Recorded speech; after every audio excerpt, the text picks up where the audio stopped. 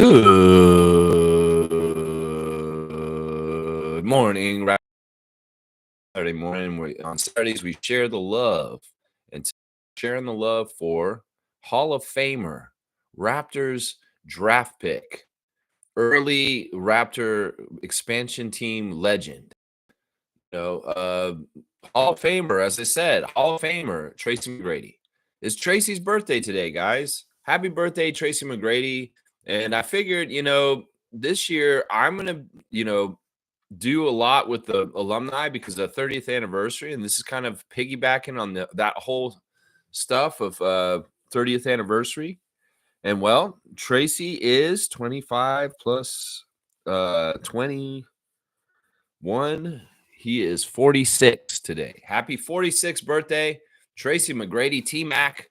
He's a weird one. Like, some people in Raptors Nation don't like Tracy, kind of like how we didn't like Vince. And some people don't like Tracy more than they don't like Vince because they really feel like he was the guy who kind of messed up Vince and Tracy being together here in Toronto because he left.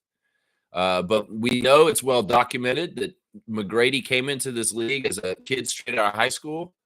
And he was very immature and he didn't know like a lot about life. He's been very open about being a young kid that really didn't know what the hell he was doing in some ways in his life. And some of the life decisions he made around that time, like going to Orlando from Toronto, he doesn't totally, he kind of regrets. He's said very open and publicly that he feels like if he and Vince had stayed together in Toronto, they would have won a championship.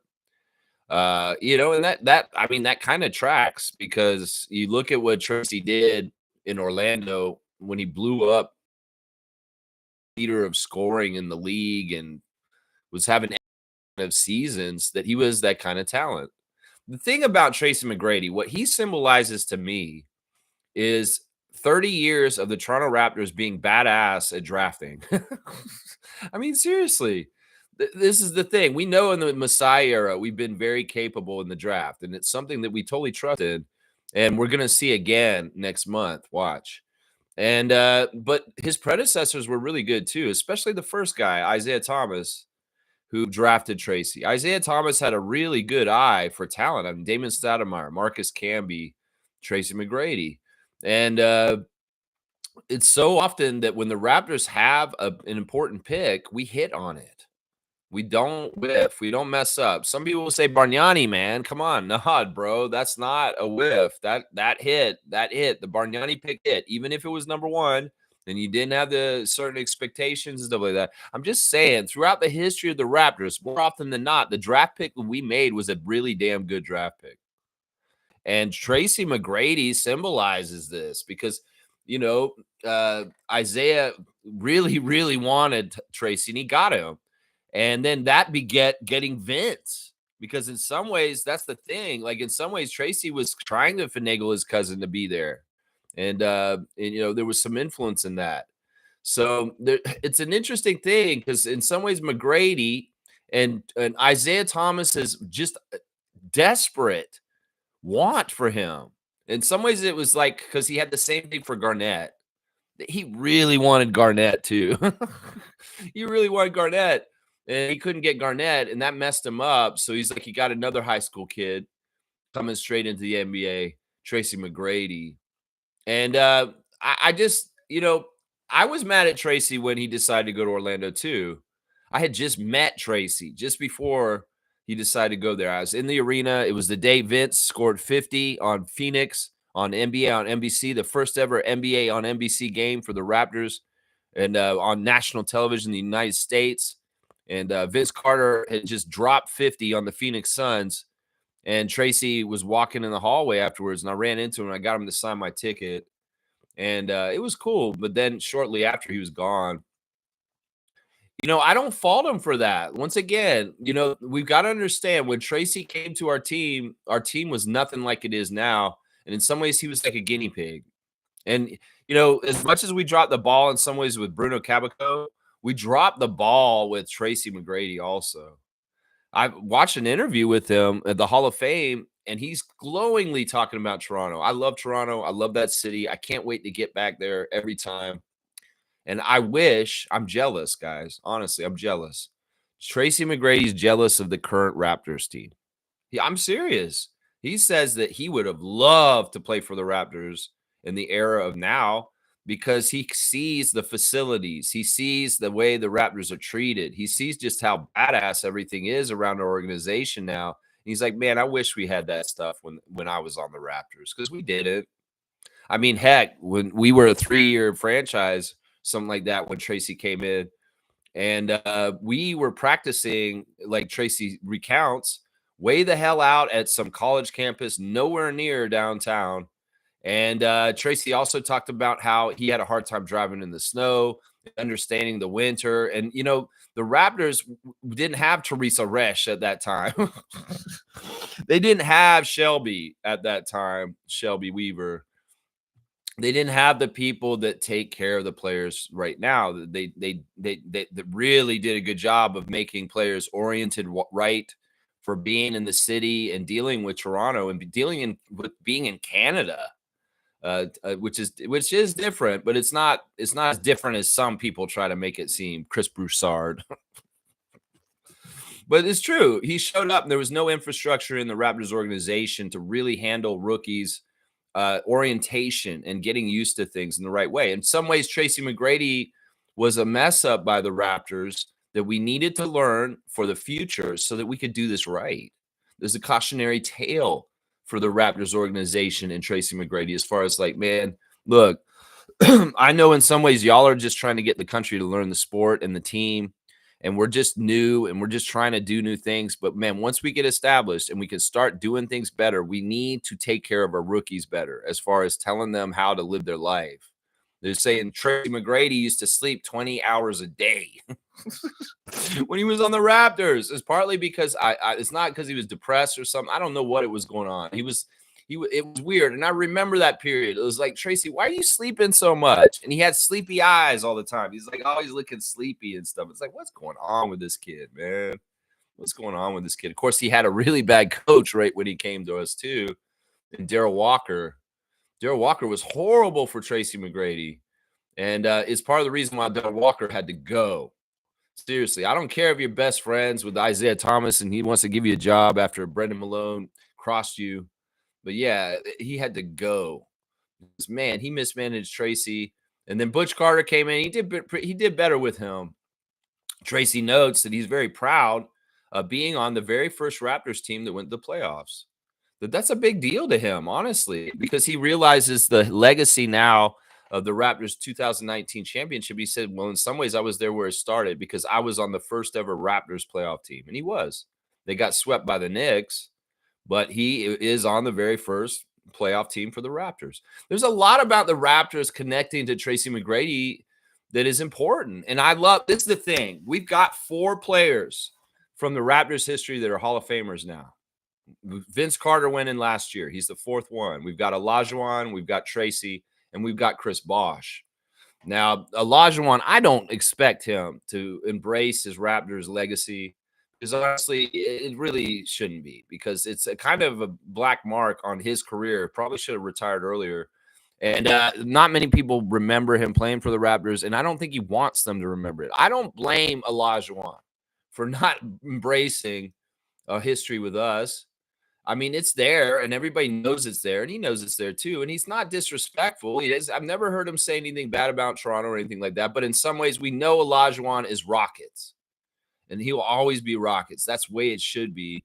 I don't get mad at Olajuwon for not doing that embracing of our team. I think it's cool that to see Masai Ujiri hanging out with Olajuwon at the NBA draft lottery recently. Because in some ways, Olajuwon is an important part of African history of the NBA. And Masai obviously knows that for sure. A giant of Africa, for sure. Maybe one of the first ever majorly important giants of Africa in the NBA, Hakeem Olajuwon. So I don't know. I don't blame Olajuwon for not embracing his Raptor roots. Because honestly, he probably wants people to forget it. It's really not anything like his career when he was in Houston. So I don't get mad at him. But with Bosh, I could get mad at Bosh for turning his back on the Raptors' history of his life. You know, he goes into the Hall of Fame as a Heat, and he has 2 championships with the Miami Heat, and he's very much Heat Nation. First and foremost, embraces Heat alumni events and does all kinds of things with the Miami Heat constantly to this day, and has not done jack shit with the Raptors. In some ways, I have less respect for Chris Bosh at this point than Tracy McGrady or Vince Carter.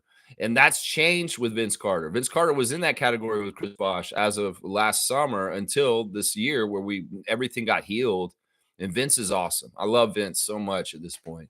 I'm glad I healed the riff that I had as a fan of the Raptors with Vince Carter this year. And I really do appreciate Masai Ujiri for offering that. But yeah, Chris Bosh is the epitome of somebody who's turned your back on a big, huge part of his life. Like, I don't know what it is. Sometimes you have a relationship with someone you just want to forget. And that's a period of time in your life you just don't think about a whole lot. And I feel like that's what it is with Chris. You know, he wrote a book and talked about like some of the things he would change about when he was younger and things that happened with the Raptors.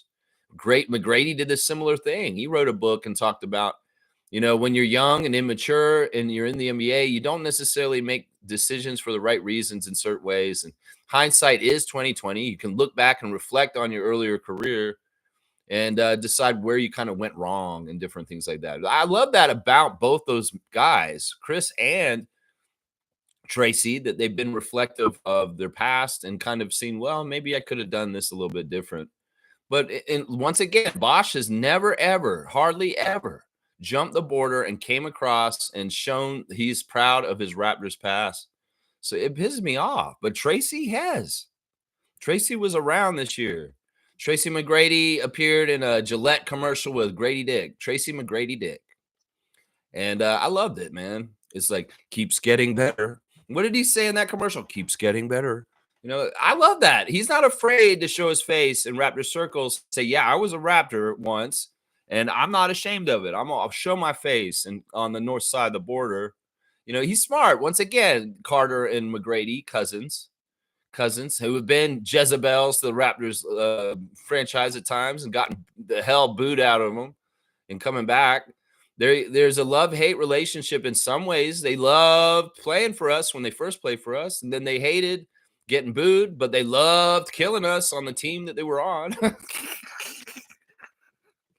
But the thing is, Tracy's smart enough. He's a smart enough guy to know that you don't burn bridges and you keep that bridge open, because now he can make revenue off of a Gillette Canada commercial. He can go and do things around the Raptors. I love that he was there for Vince's retirement speech. And the connection of the Raptors is strong when Tracy McGrady stands next to Vince Carter, because it's not only are they cousins, they're former Raptor teammates. And that ensconces, you know, the Raptors' history of Vince stronger to have that around him. Alvin Williams being there for the Hall of Fame. That kind of stuff matters. So, Tracy, I appreciate you, man. Even though there's acrimony when you left and you came back and got booed just like your cousin did, even though there's some fans that still say that you were the worst cousin between the two, I never believed that. I thought Vince was much worse for what happened with him, but I can see why some people would forgive Vince before they'd forgive Tracy. But at this point, you should forgive Tracy. He's been retired for so long. And honestly, he's on sports channels down south doing analysis as a commentator, and he is usually pretty fair to us. I've never heard Tracy kind of diss us. Maybe in the early 2000s, 2010s, I mean, when we were going through our struggles with maybe LeBronto or the early DeMar and Kyle years, maybe Tracy may have said something on TV where he thought the Raptors aren't good enough yet or something like that. But I love that Tracy and his cousin Vince really celebrate our Raptors 2019 championship year. You know, in some ways, Tracy, he can fast forward from what he saw in the early years of our franchise, some of the stuff that he wish he had that the guys have now. And he can see how he's proud of how the Raptors built things up. Literally, like he says, when I used to play for the Raptors, there was nothing there. It was just a parking lot out there. I know. I remember. I was on America. I was on NBA Inside Stuff with you, Tracy, once. I was. That's true. There's an episode where Ahmad Rashad is sitting in the parking lot, the old parking lot where Jurassic Park is, before it ever existed, there was no buildings out there. In the early Air Canada Center years, there was a parking lot out in front of our building, guys, way back. You can see pictures of it. And I was walking into work because I walked to work all the time during that era. I would walk from my house over in Little Italy near Bathurst in college, all the way down to Scotiabank Arena, which was Air Canada Center at the time. And I was just happened to be walking in the background in the shot of Ahmad Rashad sitting on a bench with Tracy McGrady doing an interview for Inside Stuff. So bucket list check for Lex. I appeared on the episode of NBA Inside Stuff. And I knew because my friend JJ called me from Tallahassee. He was watching it. He was down in Florida. He was watching it. He's like, whoa, wait a second. He looked at it. He's like, wait, is that Lex on NBA Inside Stuff with Ahmad Rashad and Tracy McGrady? He was like, yeah, that is Lex. He like looked at it. It was me. I was wearing my little hat that I still have. I still wear. I was wearing my Spurs jacket even that I still have to this day. And that's kind of funny to me that, I have a lot of things tied with him. But Tracy, back then, he was like, yeah, it was just parking lots. And they didn't build all these buildings. And there's so much more to do around the arena. And I'm jealous, man. I'm jealous of today's Raptors because they have all the amenities. They have all the cool stuff. It seems like it's so fun to be on Toronto Raptor at this time. He's not saying it was a bad time then either. It was exciting to be in Canada and be on a different team. But it's a whole other level of how the organization ran between now and when Tracy came in as a rookie. We dropped the ball on a lot of things. I mean, I can't even imagine, some of the stories I've heard from Tracy and Vince about some of the ineptitude of the Raptors organization. It makes me embarrassed, honestly. The fact that they didn't have somebody come and get Vince correctly from the airport when he came to Toronto the first time, that's messed up. Stuff like that. Makes me wonder about Richard Petty and Brendan Shanahan kind of bullshit. That might become a shorthand now on this channel, just so y'all know. If I say Brandon Shanahan kind of bullshit, you know exactly what I mean. You know exactly what I mean now in the last couple of days. So who knows? Maybe at that time, because the merger of the Leafs and the Raptors with MLSE in the building, maybe there was some hockey people actively doing really shitty things with our front office stuff, not doing it correctly, half-assing it, so to speak. And that's part of the reason why guys like McGrady and Carter had bad first impressions of Toronto, because our organization, MLSC at that point, not just the Raptors with Batove and Isaiah Thomas, they probably would have done a better job. But these guys did not do things exactly right. I mean, I guess Isaiah was in charge when he came in, and they kind of dropped the ball then too. But they were a new franchise. Everything was so new, and they needed to figure everything out. But I'm just wondering, was there active manipulation of Brendan Shanahan way by hockey forces in MLSE to hurt our chances with very top level talents because we just dropped the ball in handling them? Because our organization was too much, putting too much energy and resources into Leafs, that the Raptors were always an afterthought. And in some ways we got the scraps. And in some ways we didn't totally take care of things that Masai and the organization definitely take care of now. I wonder about that. Because seriously, looking back in hindsight, 2020, as far as like Vince and dropping the ball and how it all went so horribly wrong, and he went to New Jersey Nets, that all that kind of stuff added up to the weirdness of between him and in the franchise. You know what I'm saying? Does that make sense? Either way, we're celebrating the birthday of Raptor legend, Hall of Famer Tracy McGrady today. And Tracy McGrady is a Hall of Famer. He's a true Hall of Famer. He had an amazing career. He was a scoring champion a couple of years in the league. He was the leading scorer in the league. And, I think that Tracy's cool. In some ways, he's a kind of a trickster. In some ways, yeah, he enjoyed coming back and beating our ass on another team, the Orlando Magic. And he reveled in it. That's the one thing. And that's the thing that kind of pissed me off from Dark Side of the Raptors, aka Sports Delight, whatever bullshit from Sportsnet this year. That one episode where they got Tracy and Vince to sit in the room and regale themselves of the times of when they came back to Toronto as villains and destroyed our team after post being a Raptor. They kind of were too giddy about it. But in some ways, I got to understand this is a two-edged sword, man. We were coming at them with a brace of very angry energy when they come into our arena. And what does a competitor do? when that kind of stuff comes at them, they have to rise to it. You know, Vince is an extremely sensitive person. When he came back to Toronto and we booed him, it hurt him deeply, but he couldn't show that, right? Because he had to be on the court and kick some ass. So he funneled all that sensitivity into trying to beat our ass. And I can't blame him for that. It must have hurt. In some ways, he like, you know, in hindsight, and now hearing more about his departure from his voice and talking about it, I could tell he didn't really want things to disintegrate in Toronto. And that it was hard for him, and it was a weird situation. And once again, I'll blame Doug Smith for a big part of this whole situation because of his reporting and maybe telling a little bit too much about what was going on with the Raptors at that time. And you know, our team was inept as far as like things with the management. That is true. That is totally true. Absolutely, totally true. But yeah, y'all, let's show the love for Tracy today on his 46th birthday. And tell me some memories or things you love about the great T-Mac and some of the things that, you know, that's what we do on the Share the Love Club. Scotty wanted us to share more love. We share more love on Saturday mornings for people that we feel like deserve it. And I'm, you know what? I may have never done Tracy McGrady Share the Love Club at a certain point because a lot of us Raptors fans were like, screw Vince and screw Tracy. But I'm at this point, man. 30th anniversary. He came back correct, man. He came back for Vince's jersey retirement. He's around the team in different ways this year. Tracy McGrady, he did show up for 30th anniversary. And I appreciate you for that. Everybody who checked in this year, Raptors alumni, and came and showed that you were proud of your part in the history of this franchise, I noted it, and you were in good standing, trust me. And those that did not, I noted that also. I thought it was funny this season, the whole controversy about the Dark Side, the Raptors series that came out this year called Raptors Delight.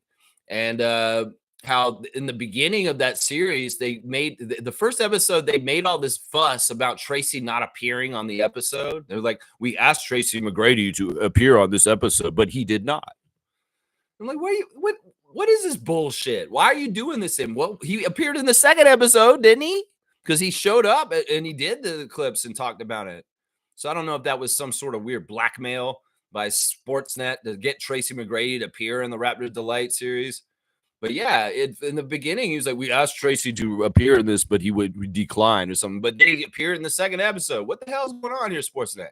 Get your shit together. Stop making documentaries on the Raptors when you should just leave that to Bell Open Gym. That's what I would say. But I thought it was funny. It's like Tracy may have been watching that episode. He's like, Raptors Delight. Let's see what this is all about. I mean, if they're talking about the beginning of the Raptors, I was there. I want to see what they got to say. Tracy McGrady's watching it. And they're like, oh, they're sewering Isaiah Thomas. They're throwing Isaiah Thomas in the bus. They're driving the bus over him like 2 or 3 times on Raptors Delight. Why are they doing that, man? Isaiah was nice. He drafted me. Why are they doing this to Isaiah Thomas, man? Damon Stoudemire's watching. Why the hell they did Isaiah like this on Raptors Delight? What is this? What are they doing to Isaiah? Driving the bus over his head over and over again, over and over Isaiah Thomas. Why'd you do that to them? By the way, Sportsnet, why did you drive over Isaiah Thomas with the bus in the first episode of Raptors Delight, by the way? It's like, so Tracy's like, damn, and they're driving him over the bus. They said that I wouldn't appear? Did they even call me? Where's my agent? Call them right now. They need to get me on an interview right now for Raptors Delight. I want to set the record straight. They better put me on that show right now. I bet you that's what happened. Seriously. Did you even call Tracy, or did you just say we tried to get Tracy to appear, but he wouldn't do it? Either way, he appeared. He came on the show eventually. He came up to Toronto and he hung around a lot this year. In some ways, I appreciate you, Tracy McGrady, for doing what Chris Bosh won't. That's what I'll say right there. That's right. There you go. There's my spiel. 25 minutes of Lex talking Tracy McGrady. Let's get going. We got all the regular segments on the Raptor Freak stream. I hope you guys enjoy it. Let's go. Trevor J's here first. His words of wisdom is, you can't make nobody be loyal. Sometimes ones you ride hardest for end up being the same ones you should have never trusted in the first place. Ooh, man. Yeah. I mean, I'll just let this word of wisdom stand as it is right there. Boom goes the dynamite. Thank you, Trevor, for all you do for this channel as the commissioner of fun, commissioning classic cards and bestowing award championship trophies and awards for people on this channel. Appreciate you, man. Trevor, you're the best, man. Trevor's saying the Indiana Pacers smoked the Knicks again last night. Pascal put on a show with 39 points. Guys, I might get a little emotional right now. I'm really proud of Pascal. I got to say this, man, because honestly, I don't necessarily want to talk about Siakam right now. And the reason why is because I'm going to talk about him tomorrow. Tomorrow, Sunday special report, the evolution of Siakam. We're going to go over this. We're going to start from the beginning. And we're going to tell how the hell did a kid from Cameroon get to the point where he dropped his career high in the playoffs at 39 points on the New York Knicks in Madison Square Garden last night. How did he evolve to this at this point? And is he finally going to get his just due? Is that what we're going to talk about tomorrow? Sunday special report, the evolution of Pascal Siakam. That's right. Raptors Freak Channel is just on point, man. I'm coming with the topical news. We're going to do the evolution of Pascal tomorrow, Sunday report, 9:30 a.m. We're going to talk about this. Yeah. It's funny because the timing of this is so cool because everybody keeps trying to say Halliburton's a franchise player for that team. Halliburton this, Halliburton that. There's a clip of Paul Pierce talking out of his ass saying, Tyrese Halliburton is the most underrated player in this league. He's led the Pacers to the Eastern Conference Finals 2 years in a row without having a second All-Star on his team next to him anywhere near him. I'm like, Paul Pierce. Whoa. You saying the Pacers don't have a second All-Star that plays next to Tyrese Halliburton? Wait, what? And thankfully, the people who are on the show with Paul Pierce set him straight immediately. Excuse me, Pascal Siakam has an all-star. Oh, yeah, whoops. Oh, sorry, I'm a Raptor hater. I just always overlook everything Raptors. Forgive me. I barely remember the 2019 championship, even though I was completely wrong about it. And then I turncoated about it. And then I was seen at Rasta Pasta in Kensington Market by the Raptors Freak while he was working in the store during the championship year of the Raptors in 2019, and I ate crow on public television because I actually had to admit the Raptors are going to win the series over the Golden State Warriors after not believing in the whole entire playoffs. Paul Pierce, shut the fuck up. Why are you even on TV anymore? Didn't you get caught on a live stream with some booty girls and some money and some strip club party at your house and you got fired by ESPN? Why the hell are you on TV right now? Who the hell is giving you a mic to put opinions out? You're going to say this stuff because the overimportance of Tyrese Halliburton in the public mainstream narrative of the NBA right now is stupid, man. And you know what? Siakam is just going to make y'all say his name. He's going to make you say his name when he's going to do something like last night. Oh, yeah. You know what? You guys can overimportance the Knicks. ESPN, you can put all your coverage, forget about the Lakers, they're dead, and just center everything around the Knicks. Why you should be watching this year's playoffs, because the Knicks are getting further. You know, all that kind of bullshit. You can talk about all the reasons why we should kiss the Knicks' ass for being one of the 4 teams still playing the playoffs, but the reality is Siakam's kicking their ass, and they're going to be out in this finals in the Eastern Conference very soon. Yeah, you know what I'm enjoying? All the clips of the Knicks fans in shambles. They just come out. They're coming out regularly this week. We got a whole batch of them from earlier this week. We got a whole fresh load of them last night. And it's sad, man. I seen a clip this morning of Michael J. Fox in shambles about the Knicks. I'm like, what the fuck is wrong with you, Michael J. Fox? Straight goods on Canadian goods. Why aren't you up here in Toronto with the Raptors? When the hell did you become a Knicks fan, Michael J. Fox? And why the hell? I can't feel sorry for you. I can feel sorry for you in Parkinson's and the things that happen to you in life, but I will not feel sorry for you for the self-inflicted problem that you have of being a Knicks fan and being in shambles last night at courtside with Bill Murray. I can't feel sorry for you, Michael J. Fox. You put that on yourself. You're Canadian. What the hell are you doing? Why are you a Knicks fan? Why are you sitting at courtside with the Knicks? You should be in Canada at Toronto games and Drake. You idiot. I can't feel sorry for you, Michael J. Fox. You put that on yourself. I love Michael J. Fox. I'm sorry. Baby,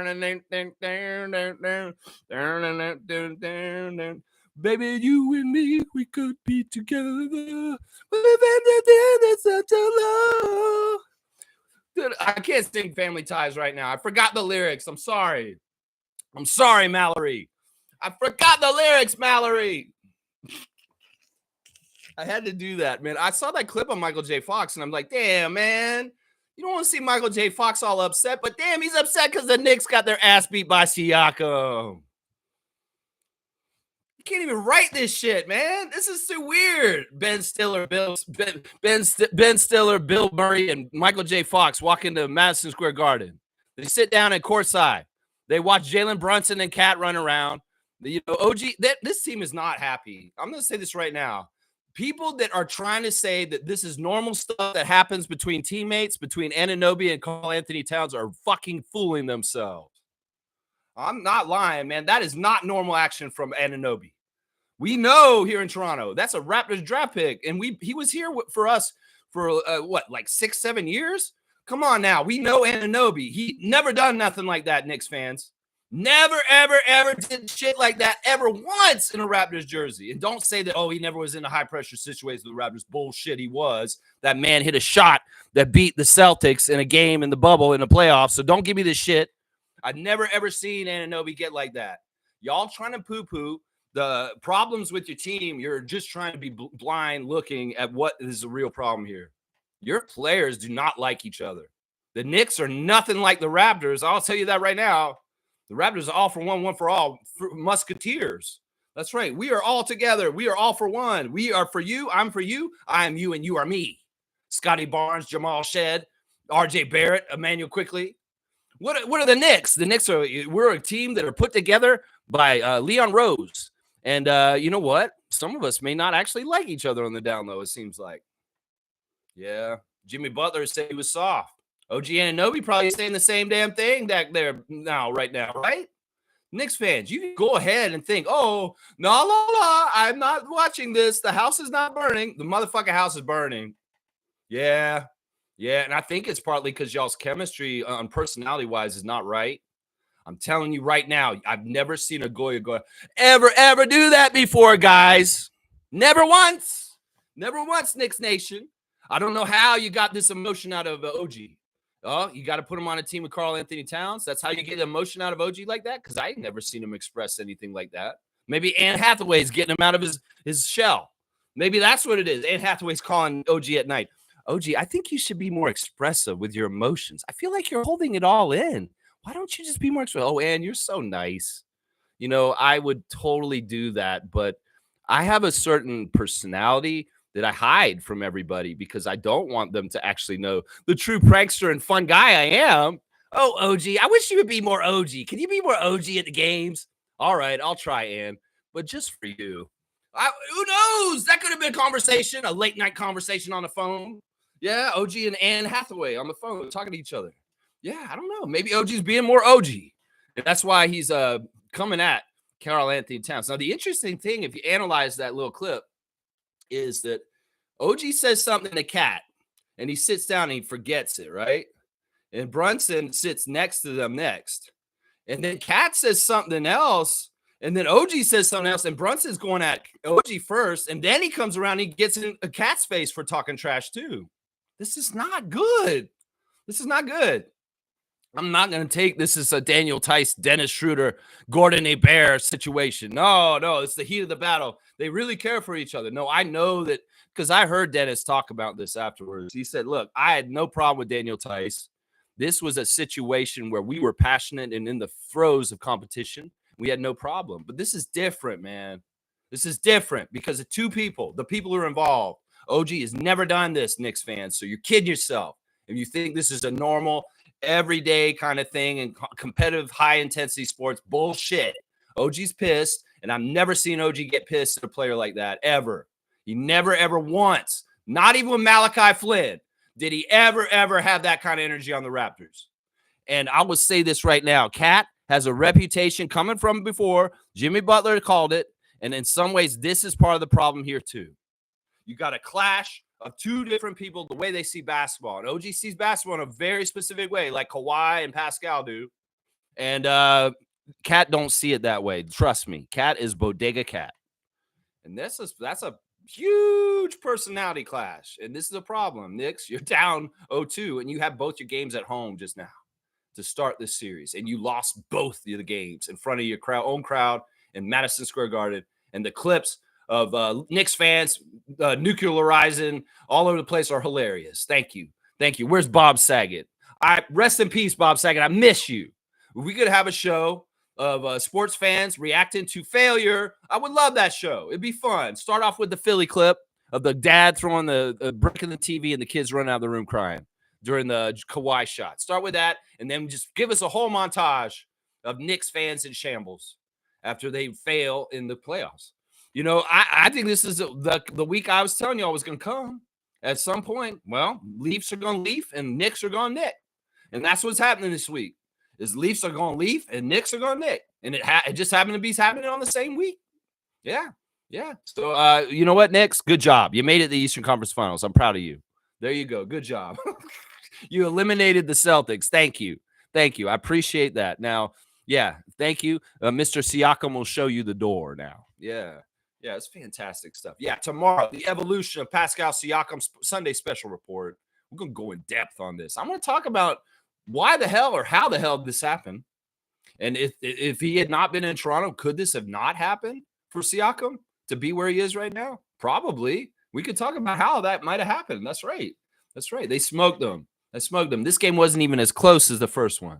And Siakam dominated. Siakam shot an amazing percentage, and he had like 26 points at halftime. Yeah, that's our dude, man. That's our Raptors GOAT. That is one of the Mount Rushmore guys in my book. One of the greatest Raptors of all time, Pascal Siakam. He's proven me better and better. Right. People that always shun and say, what, Pascal in the top 4 Raptors of all time? That's crazy talk, Lex. What do you mean? It's Vince, it's Kyle, it's Kawhi, and it's Chris Bosh. Those are the top 4 greatest Raptors of all time. Bullshit, it is. Siakam might be another champion very soon, and he's a G League champion. He's an All-NBA. He's a multiple All-Star. Bullshit that Siakam's not one of the top 4 greatest Raptors of all time. No. My Mount Rushmore is Lowry, DeRozan, Van Vliet, and Siakam. That's the 4 greatest Raptors in my opinion. Yep, right there. 3 of them have rings with the Raptors, and one of them should, but he doesn't. And that's how I look at it right there. Let's keep going. Trevor J saying, y'all have to watch the CBC documentary Inbound, Canada's rise as a global basketball powerhouse. Now, you know, Trevor, that was the double bill with the movie that they call Prehistoric movie that came out. So they were both in the theaters together last year. So you could go see Prehistoric, and then you could go see Inbound. Now, Inbound, I have not watched it yet. I appreciate you providing the link yesterday. But once again, man, you guys, I have been so not able to do anything. I was not able to watch the Alvin Williams interview with Mike Roach yet. I really want to catch up on everything. There's a lot I need to watch right now that y'all have been posting, but I have been super, super busy. Yesterday, I had one of the most amazing experiences of my life because I went and saw Neil Young last night. I went and took my dad as a surprise out to the farm, which is out in Lakefield, Ontario, which is like 2 hours from Toronto. It's not anywhere close.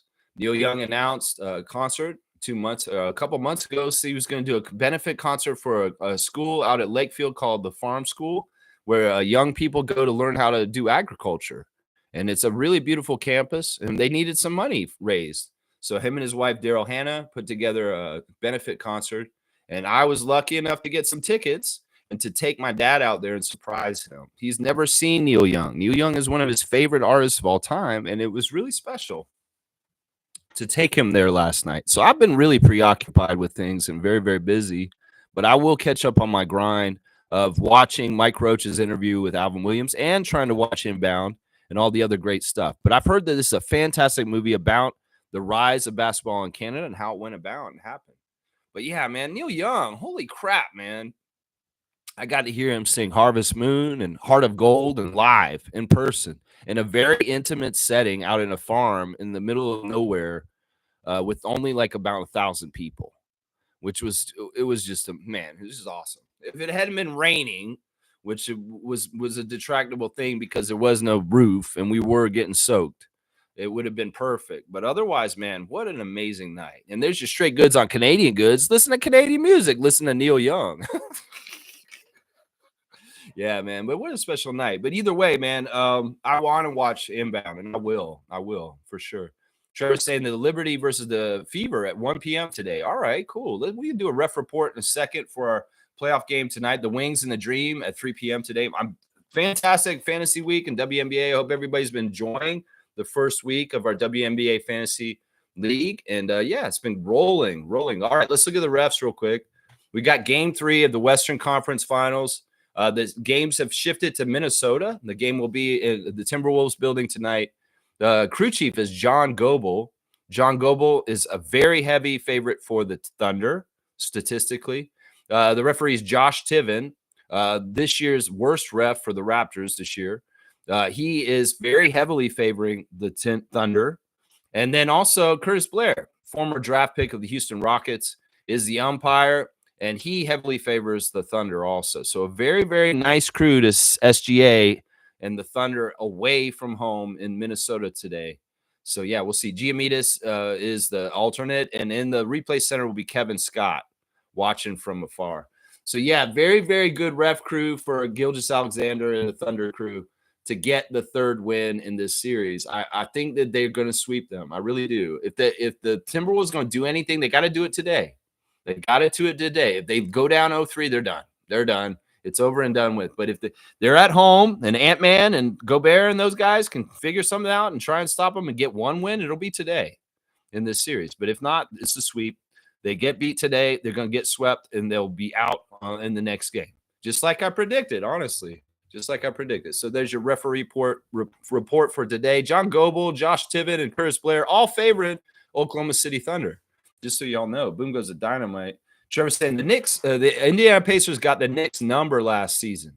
They put them out, and it looks like it'll happen again. Yeah, this is repeating itself. In some ways, Reggie Miller is just like giggling and laughing and just living his best life, man. He may be in disguise walking around New York, but he has a smile under that mask. That's right. Reggie Miller's got a big smile under that mask. He may be incognito. He may be wearing a funny nose with a mustache and glasses, like somebody walking around. Maybe he's like Shaq wearing the ski mask in Toronto. I want to see if anybody knows it's Shaq. Hey, Shaq.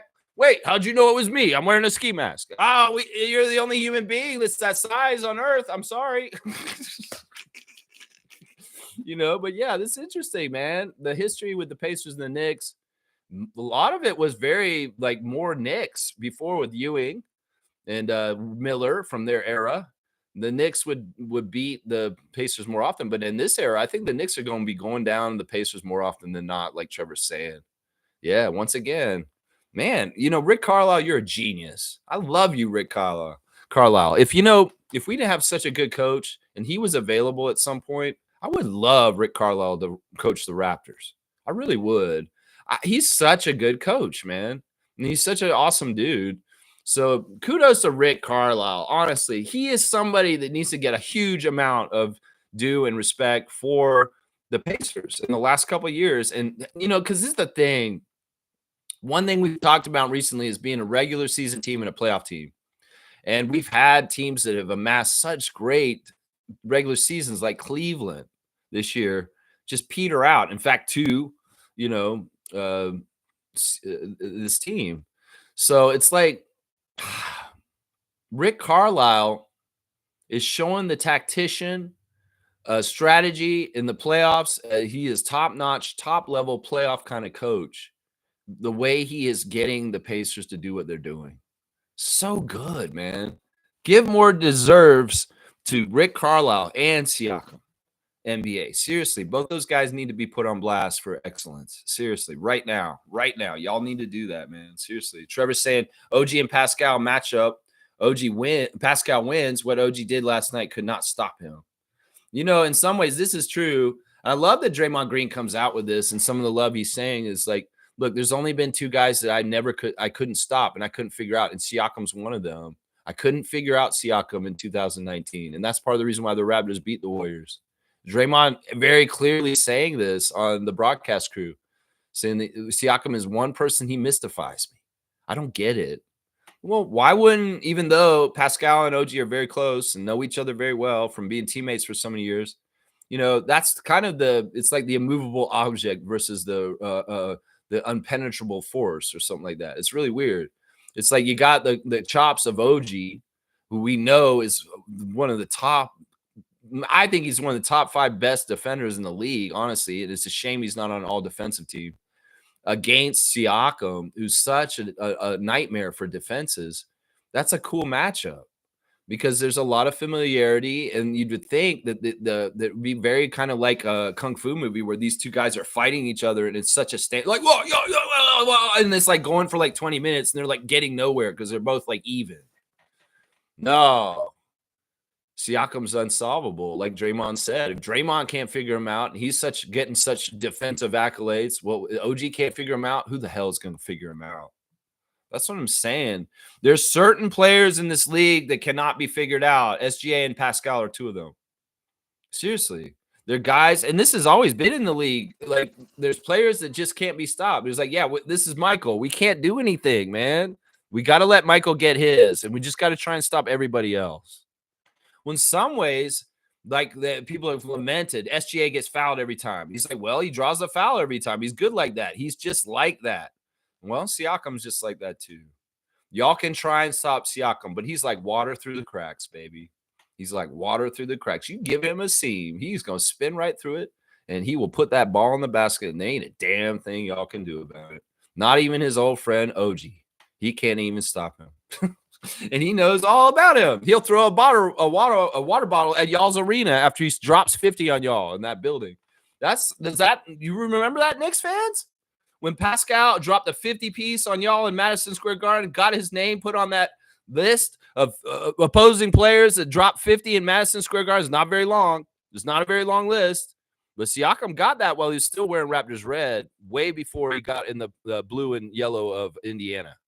You remember that. And afterwards, OG threw frozen water bottles at him, hurting him. A lot of history in MSG with Pascal and OG. That's right. A lot of history there. That's right. Let's go. Let's go. Fiercey's here. Good morning, fam, and happy Saturday. Good morning to you, Fiercey Salsera. Always good to see you. Hope you're having a fantastic weekend. She's saying that the Gillette commercial is nice. T-Mac and Grady. I love the melding of the generations. And it's cool, man. In some ways, that's got to be cool for Grady. Think about it. Grady's like, I'm on a commercial for Gillette with Tracy McGrady. Like, seriously, that's to him probably sounds really awesome because who's Grady? Grady's a young kid. He's still like, 20? And think about it. When Grady was born in 2005, Tracy McGrady was already a bona fide legend. As soon as Grady was born, Tracy McGrady was leading the league in scoring right around then. So it's like Grady Dick is only known in the world where Tracy McGrady is a badass, amazing top-level player. You never saw the climb because he was a baby. He wasn't even alive yet. So it's pretty cool, man. It's pretty damn cool. Grady's got to kind of pinch himself to be in that commercial with Tracy McGrady. I'm serious, man. Kaz saying, good morning, Lex and crew. Good morning to you, Trucker Kaz. It's Saturday, so he's not on the road again. He's at home with the family, and I'm so happy Kaz is getting some rest, and also that he chooses to spend his time here with us on the Raptor Freak channel. I appreciate you, Kaz. James is saying, Lex, who would you start a franchise with, Tracy or Vince? This is a good question. You know what? And this may surprise people, but I would start it with Tracy. And that's kind of what we did, right? In some ways, that's what the idea was that Isaiah had when he drafted him, that he would like to have done that. But, this is the thing. The chaos started for both Carter and McGrady at certain points with the franchise. And the chaos started with McGrady, with Darrell Walker and Butch Carter. And then, changes in ownership, they didn't just affect Damon Stoudemire. They affected Tracy too. That shakeup, that strong arm move by Steve Stavro and the Maple Leafs to include themselves with the Raptors in the Air Canada Center building deal, which has come up again because of Shanahan.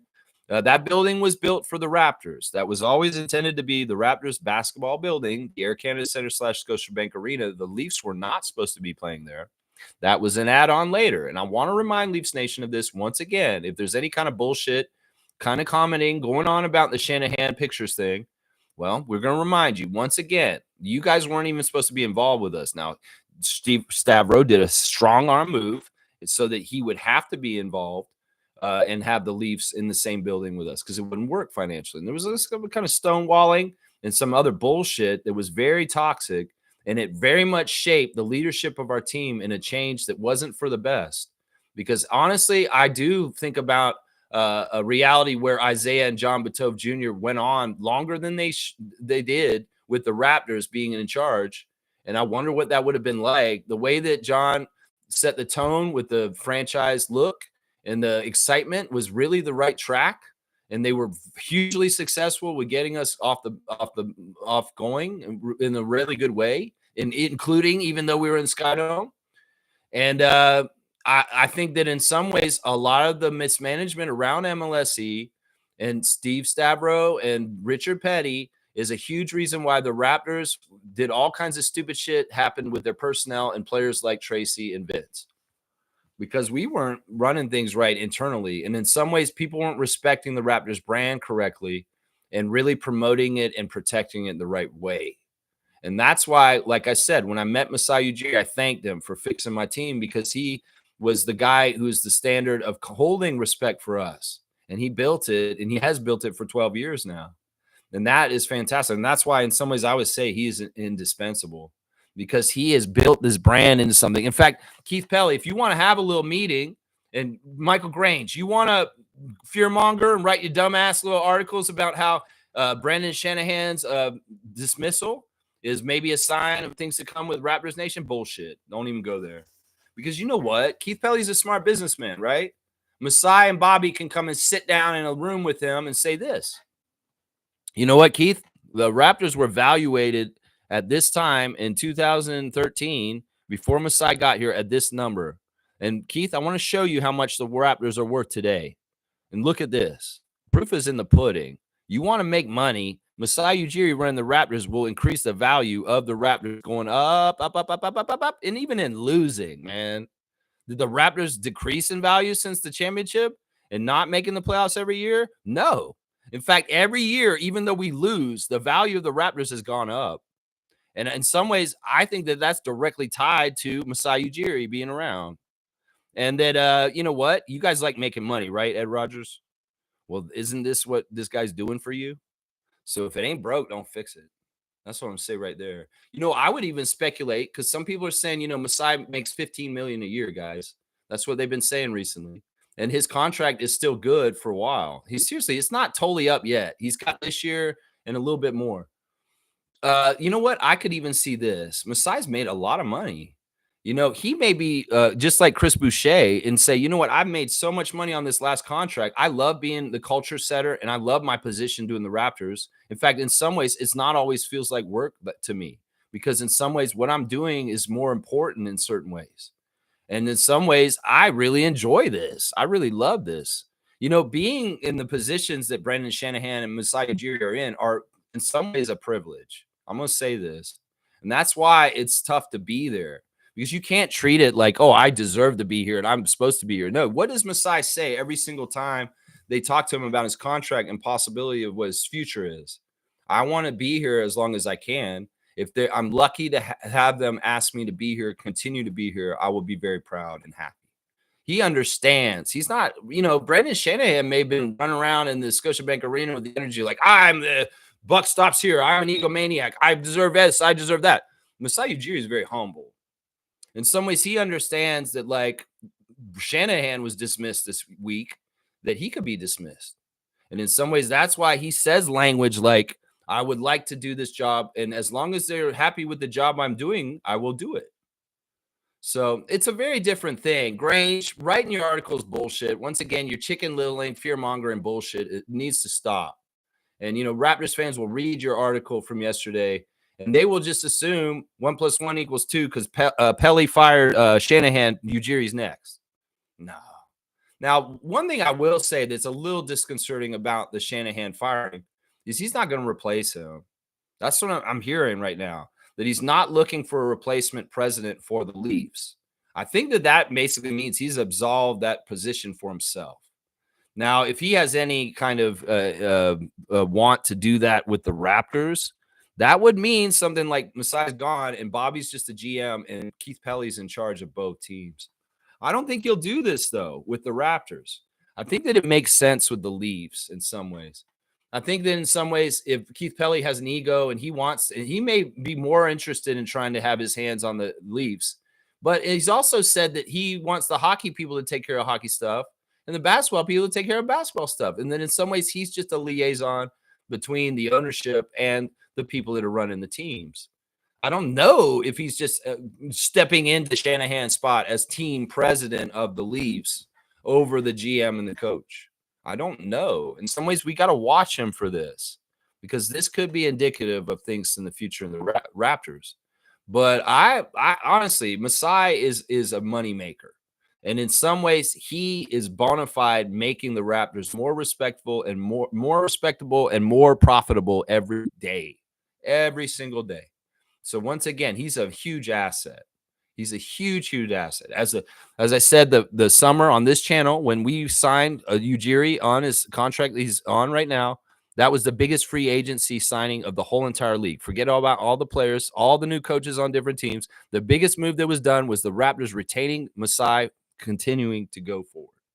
So the fear-mongering about the positions of Bobby Webster and Masai Ujiri has begun because Shanahan got his out of there. Yeah. In some ways, we got to keep things a little bit on top of things. Now, who would I start the franchise with? I know I went roundabout, James. I'm sorry. I would start it with Tracy because in some ways, Tracy is more of a stake player and not a sizzle player like Vince. If I wanted to start, in some ways, there is a route with Vince that's really good too because he establishes your team, Air Canada effect, and he kind of does some of the stuff that helps you. But in some ways, I liked where Tracy's career went more than Vince's post Raptors. Obviously, now neither one of them won championships. Tracy didn't win a championship either, but Tracy led the league in scoring, and in some ways, as a player at his prime, he was more conducive for winning championships at that time. But once again, neither one of them won. If you really want to get your team on the mark, your team with a lot of publicity, I guess Vince Carter is the right choice. But if you wanted to win and you wanted the right kind of player to try and win around, Tracy McGrady would have been the right choice. So I hope that answers your question, James. I'm sorry it took so long to answer it. Kareem saying Pascal leads the league in ethical 30 balls, no spamming pull-up threes, no foul grifting, just bang down low, elite footwork, scoring over mismatches, mid-range games, silky touch inside, navigate tight window. Yeah. I mean, yeah, ethical basketball. We talk about this.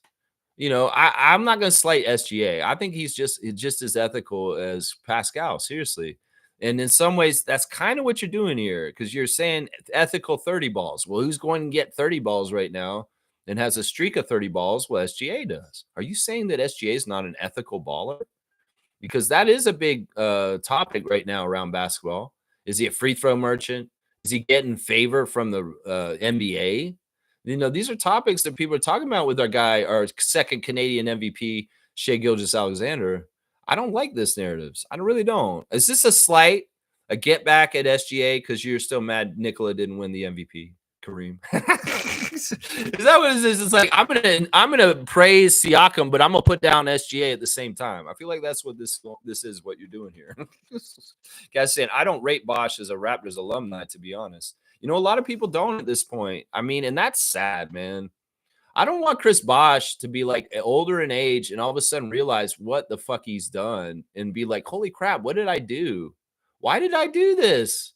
Holy crap. I totally ignored a whole section of my life that's actually really important. And now I totally regret it at older age that I didn't embrace my roots in my early years in the NBA and the Raptors. I mean, all of my stat accumulation was in Toronto. I mean, seriously, Chris Bosh, you're not a Hall of Famer without Toronto. Yeah, you can go ahead and say, well, the championships made me bona fide because I got 2 rings. But motherfucker, you ain't accumulating any stats to get into a Hall of Fame level without your years in Toronto. I mean, that's just the damn truth, Chris. I mean, you were a double-double machine. You were getting a lot. And I know the ups and downs of playing for our team was frustrating. Once again, an evolution of our franchise is going through the different eras of dysfunction and superstar players having problems. And everybody in the media making narratives about the Raptors this, Raptors that. They're an inept franchise. Bullshit. Masai Ujiri's coming. You're going to see that's going to change. But yeah, Bosh, I feel bad for you, man, because you're only hurting yourself with your decisions. You don't hurt me by this. I'll just point it out. In some ways, you hurt yourself. You hurt yourself and your history and not even accepting your path and who you were. Seriously, I get it, man. You're an American guy, and in some ways, maybe you never wanted to come to Toronto. These are the questions I wonder with all this. It's just that you have such a back turned on us that I can't believe this. I think you've come back once since you retired and appeared on a Raptors court and waved to the crowd once. And that was like in the 20th anniversary season. Did he come back once? I believe he might have came back once, but that's it. People like Antonio Davis came back this year, Chris. And Davis is back in my good books because he was very wholeheartedly enjoying the 30th anniversary and appearing on Dark Side of the Raptors and talking up the Raptors and being proud of being a Raptor and the different stuff. And, you know, the comments about his kids being raised in Canada, I can look past that now. Antonio's made up just like Vince. In some ways, it's like anything that I had against Antonio Davis about kilometers and miles, I don't anymore because honestly, he came correct this year and he didn't even have to do a whole lot. Appear in a couple of our documentaries, come to the arena and wave to everybody, be here for Vince for his retirement. Boom, you're good. You're good, Antonio Davis. You're good, man. Thank you. Thank you, Kevin Willis. You were never wrong. Kevin Willis is never, ever in trouble. And he comes and shows up still and waves to us.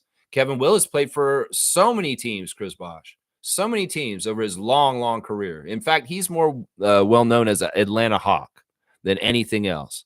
But he made the trouble to come up here and be involved in our 30th anniversary this year and smile and be out there in the crowd. I'm just saying, man, Chris, you're supposed to be one of the most important franchise players in our history, and you do not act like it, man. You do not. Tracy does. Tracy's doing better about this, and Tracy is doing a lot better on that. Yeah. Fiercely saying, put some respect on Pascal's name. That's right. But I have a problem with TNT and media. Before the commercials, Pacers thumbnail shows Pascal, Hallie, and Turner, but the Knicks don't show OG. Yeah, there's a little bit of hierarchy building by the NBA and their graphics. And, you know, who knows? I feel like in some ways, some people are getting mad at OG for what's going on right now. Like I went and looked at the comments about the fight with him and Kat, and a lot of people are blaming OG and they're mad at him. Partly because he missed free throws in that game, partly because they see it not the Cat messed up with not guarding Neesmith. They see it as OG missing defensive assignments and playing like garbage. So there's a huge contingency in Knicks Nation that is mad at OG and taking Cat's side. Isn't that crazy? I mean, I'm just going to say this right now. We know OG very well up here in Toronto, and I don't know if you guys are reading this situation correctly, Knicks fans, that when you're looking at him yelling at a guy who's sitting on the bench with low energy, and the guy who's mad and is kind of frustrated, and he has a known propensity for overworking and playing very hard and all out and one of the better defenders in the league, and you got another guy who's not known for defense, and he's like a 7-foot guy, and yeah, you're not reading this right, Knicks fan. If you think that Cat is the good guy and OG is the bad guy in this, no, you're not reading this right. And that may be partly because of narratives and things and graphic building, like Fiercey's saying here.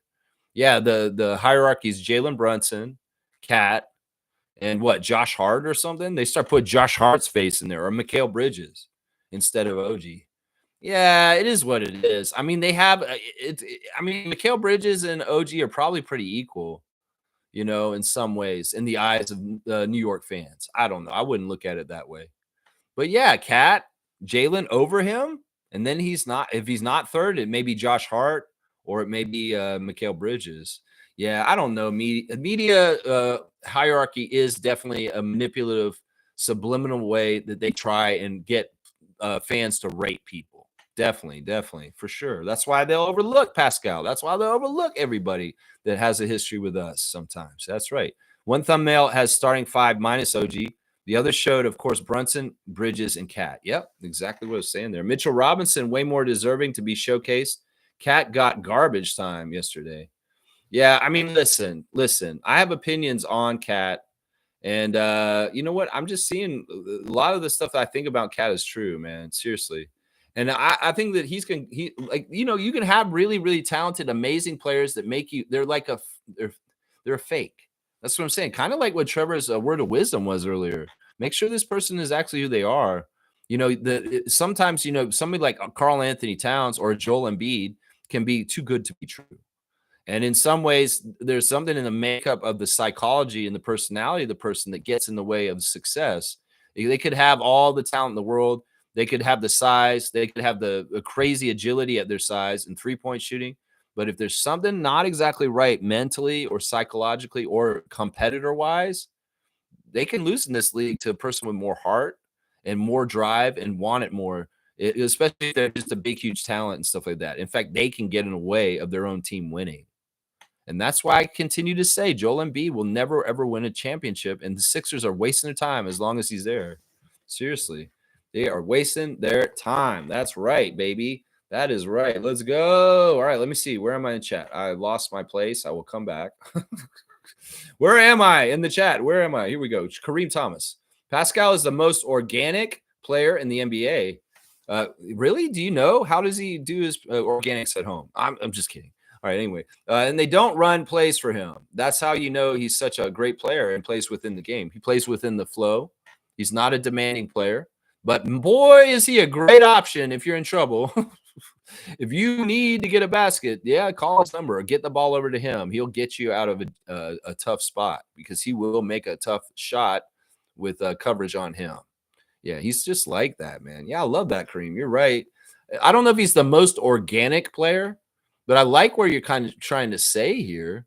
I think that you're right. There's nothing forced with him, that it's all in the flow of the game. And in some ways, that's always been the case with him. You know, I don't want to shoot my shot on this subject because tomorrow I have some very important things I want to say about Siakam. And I don't want to say them today. I want to save them for the Sunday report. Slug DZ saying Shanahan getting fired leaves Masai as the only president left in MLSE. Seems like they were streamlining the company and getting rid of high-paid executives. I know that's the signal, and that's what a lot of people are interpreting as like, well, this may be not good for Masai. Well, we'll just have to see. I'm not going to fearmonger this. I'm not going to chicken little this because in some ways, you know, listen, first, we do need to be realistic about this, but also I'm not going to be worried about this because either way, Masai's built a culture here. I'd love for him to stay here as long as possible, and hopefully his culture can stay intact and continue to be here. If they're trying to streamline things because they don't want to have both Bobby and Masai, then they're only going to want one, kind of like what happened to the Leafs. It's a totally different thing. And we got to remember the trigger for this, Slug DZ. The trigger for this is the Leafs failed once again in a way that they failed already before multiple times.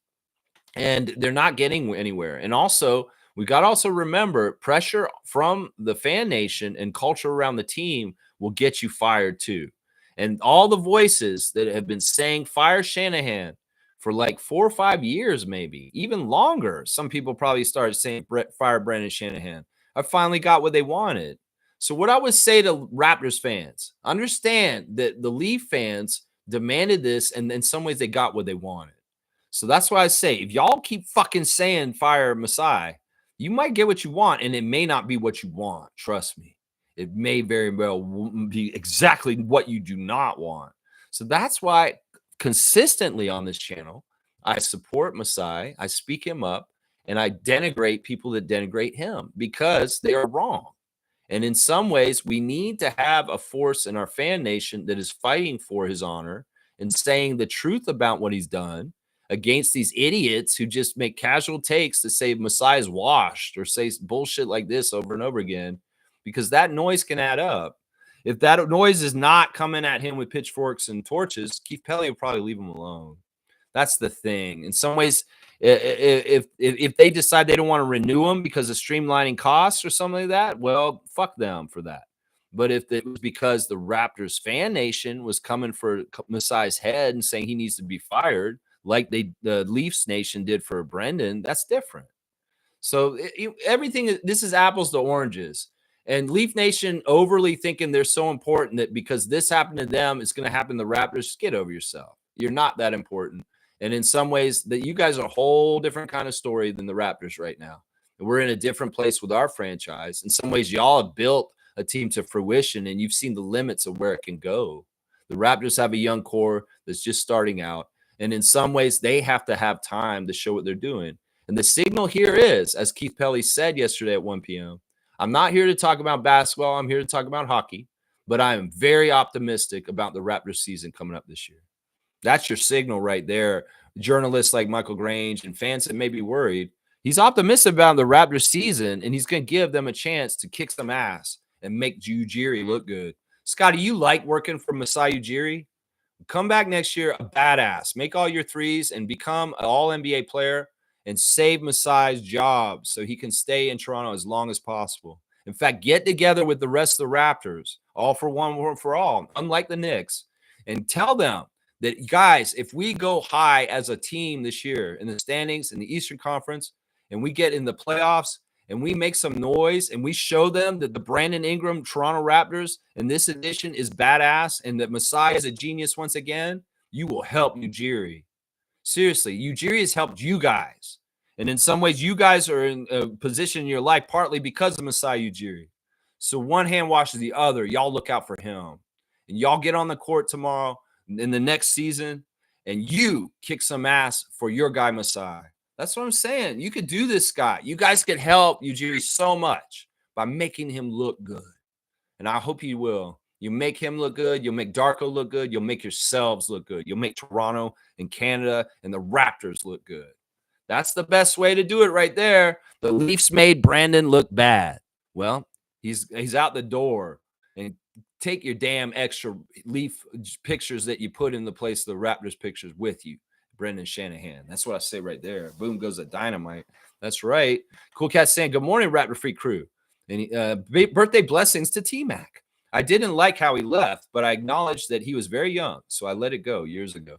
Yeah, I mean, he really does admit this. He was young and immature, and in some ways, he didn't give the Toronto a chance with the thing with him and Vince. We've got to also understand that everybody saw the talent he was in the NBA, and there was probably a bit of manipulation, kind of like the Clippers with Kawhi, as far as you think about where he went. He went to Orlando.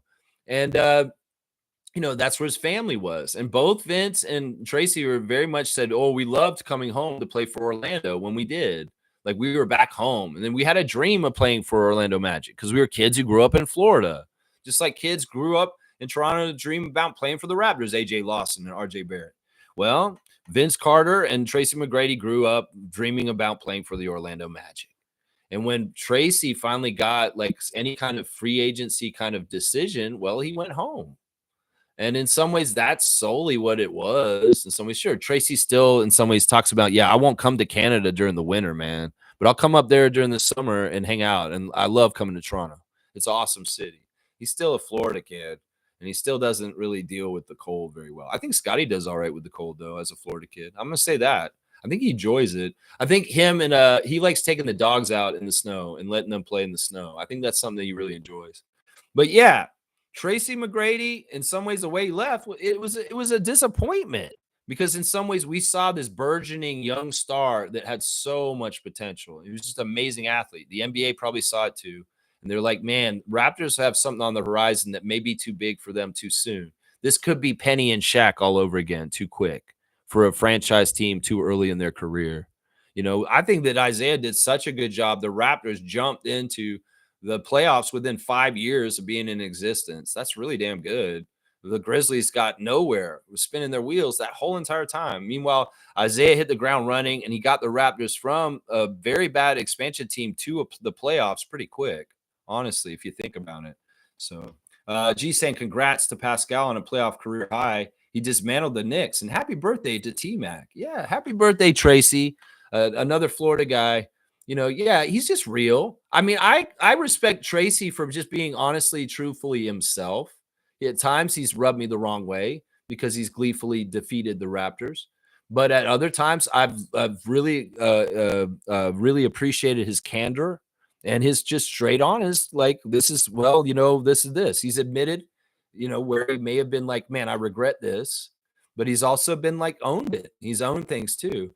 And like I said, in the fact that his Raptors chapter, which is not anything like Chris Bosh's, it's really not a huge statistical part of his career.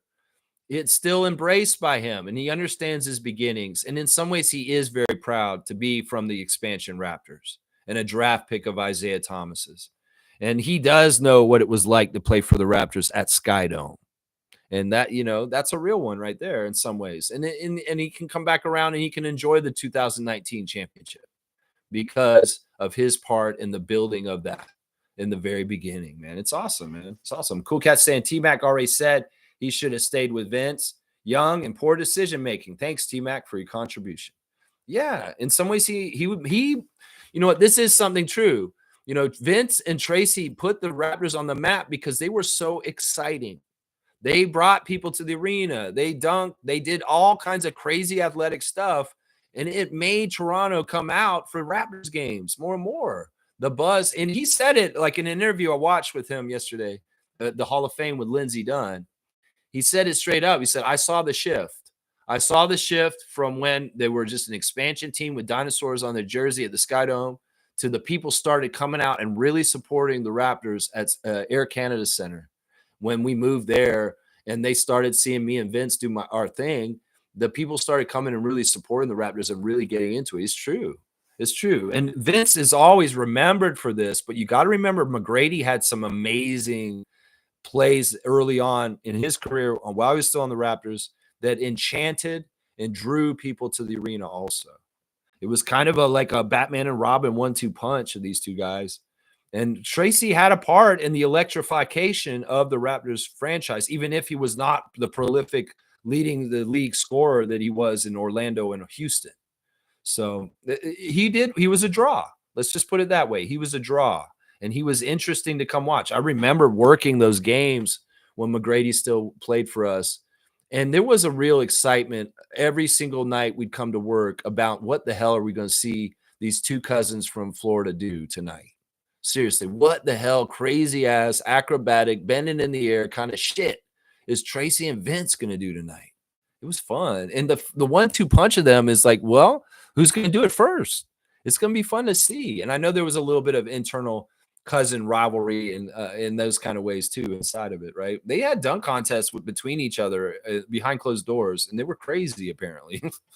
They were crazy apparently, man. Randolph's here. Saturday blessings, beloved Raptor freaks, the most informative gang. Give your best, do your best, and there you go. Boom goes the dynamite. Blessings to the Phillips family, all the Raptor freak families. Let's go look at the Instagram stories. This is my cue here. Leo Routens is saying his words of wisdom is not the strongest of the species that survive, nor the most intelligent, but the ones most responsive to change.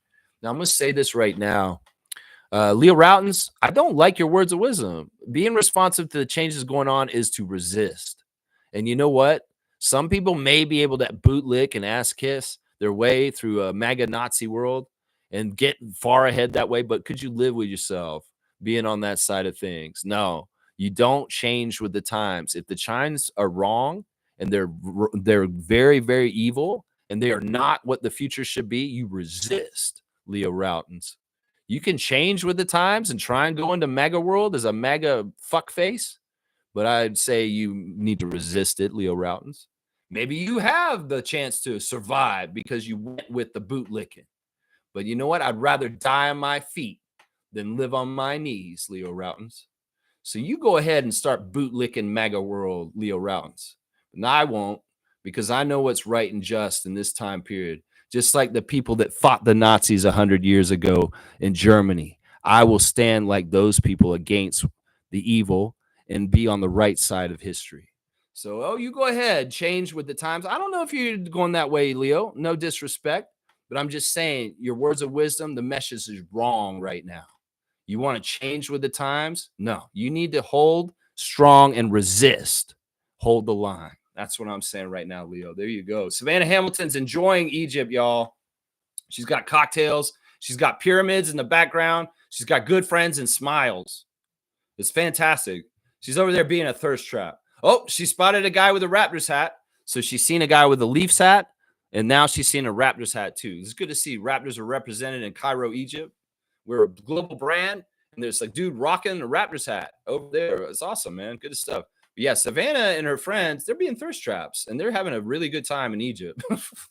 They're being total thirst traps. I'm not going to lie. It's crazy. She's doing touristy stuff. They went to the pyramids of Giza. Wow, look at they're so happy. I think it's their sisters she's with, her friends or sisters. I don't know, but she's looking at old Egyptian artifacts and taking in the archaeology. There's the Egyptian pyramids right there. And boom, there she is out in the middle of the desert being a thirst trap. She's in a desert, so that's a double thirst trap. Isn't that true?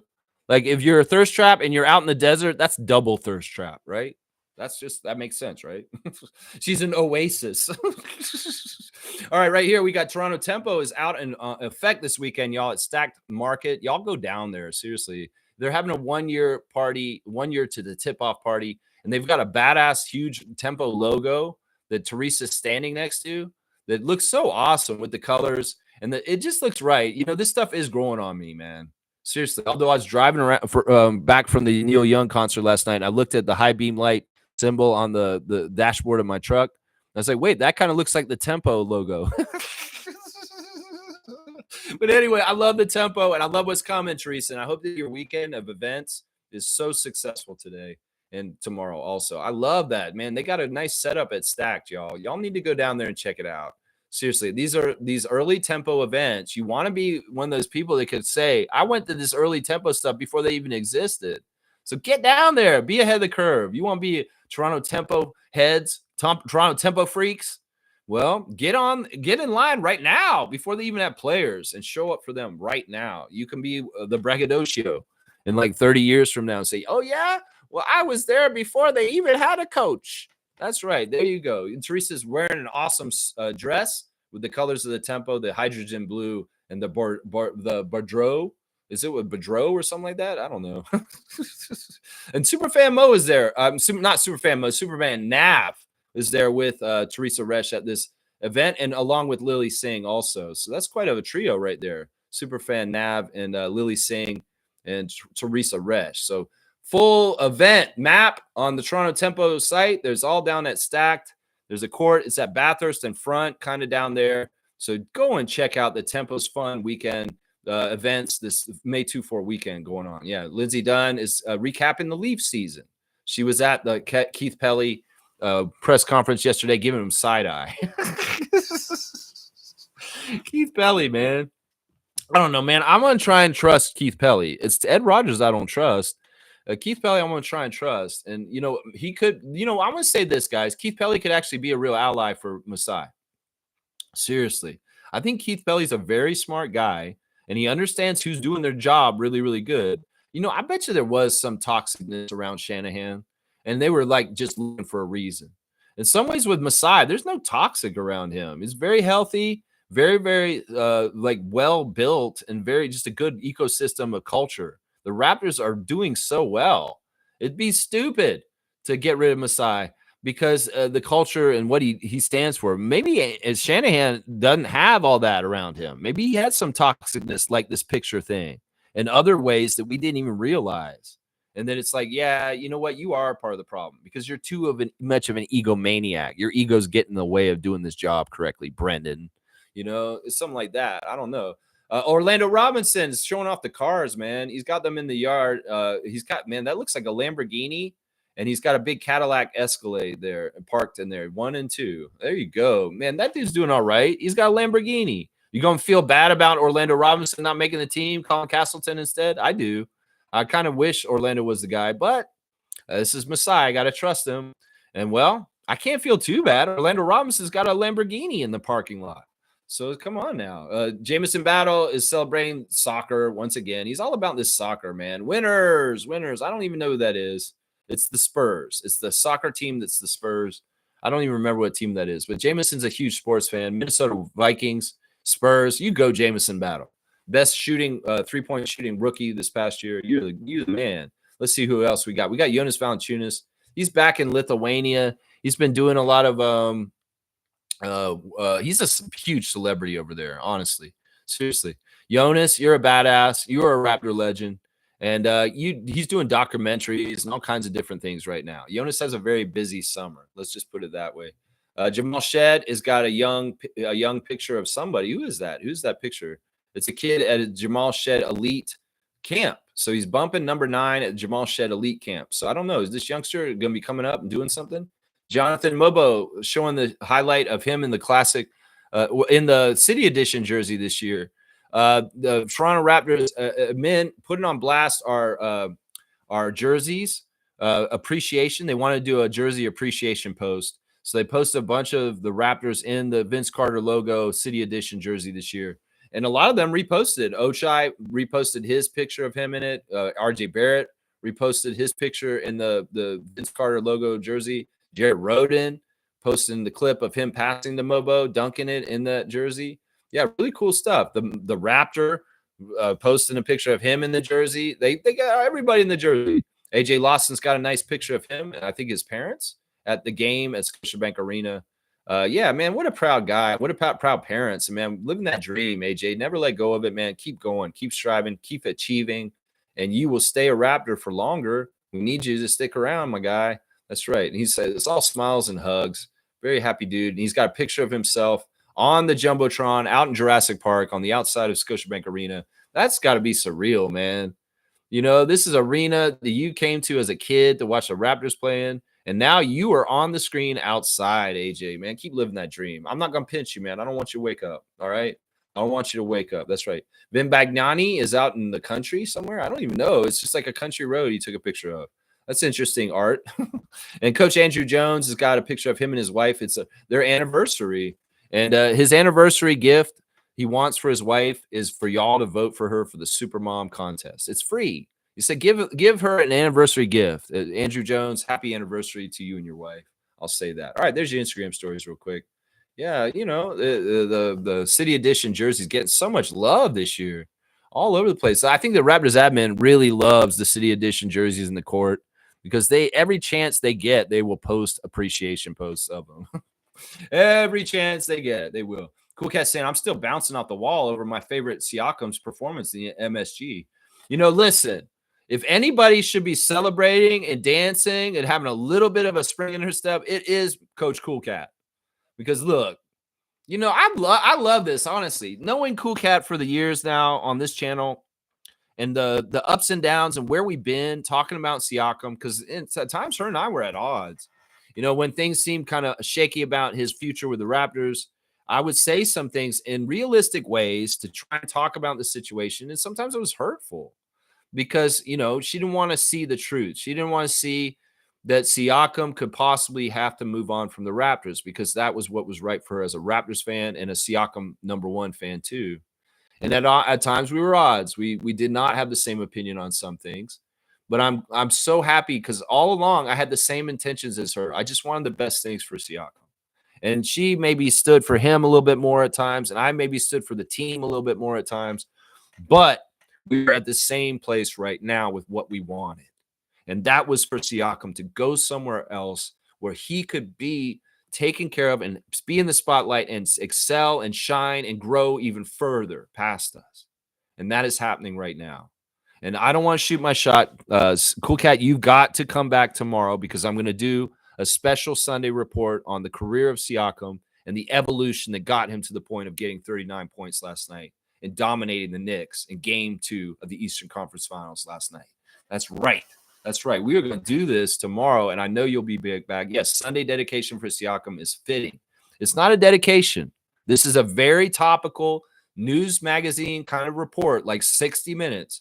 We're going to talk about how the hell this happened with Siakam from the start as being a kid from Cameroon and New Mexico State and his early beginnings on the Raptors. And we can talk about what could have been and what did happen and how it got to here. And we're going to talk about even the history of him on this channel with how I've talked about him in the last 4 years and how he got to this point at this point. Yeah, I'm going to say some very important things about Siakam tomorrow. And I hope y'all will tune in for it.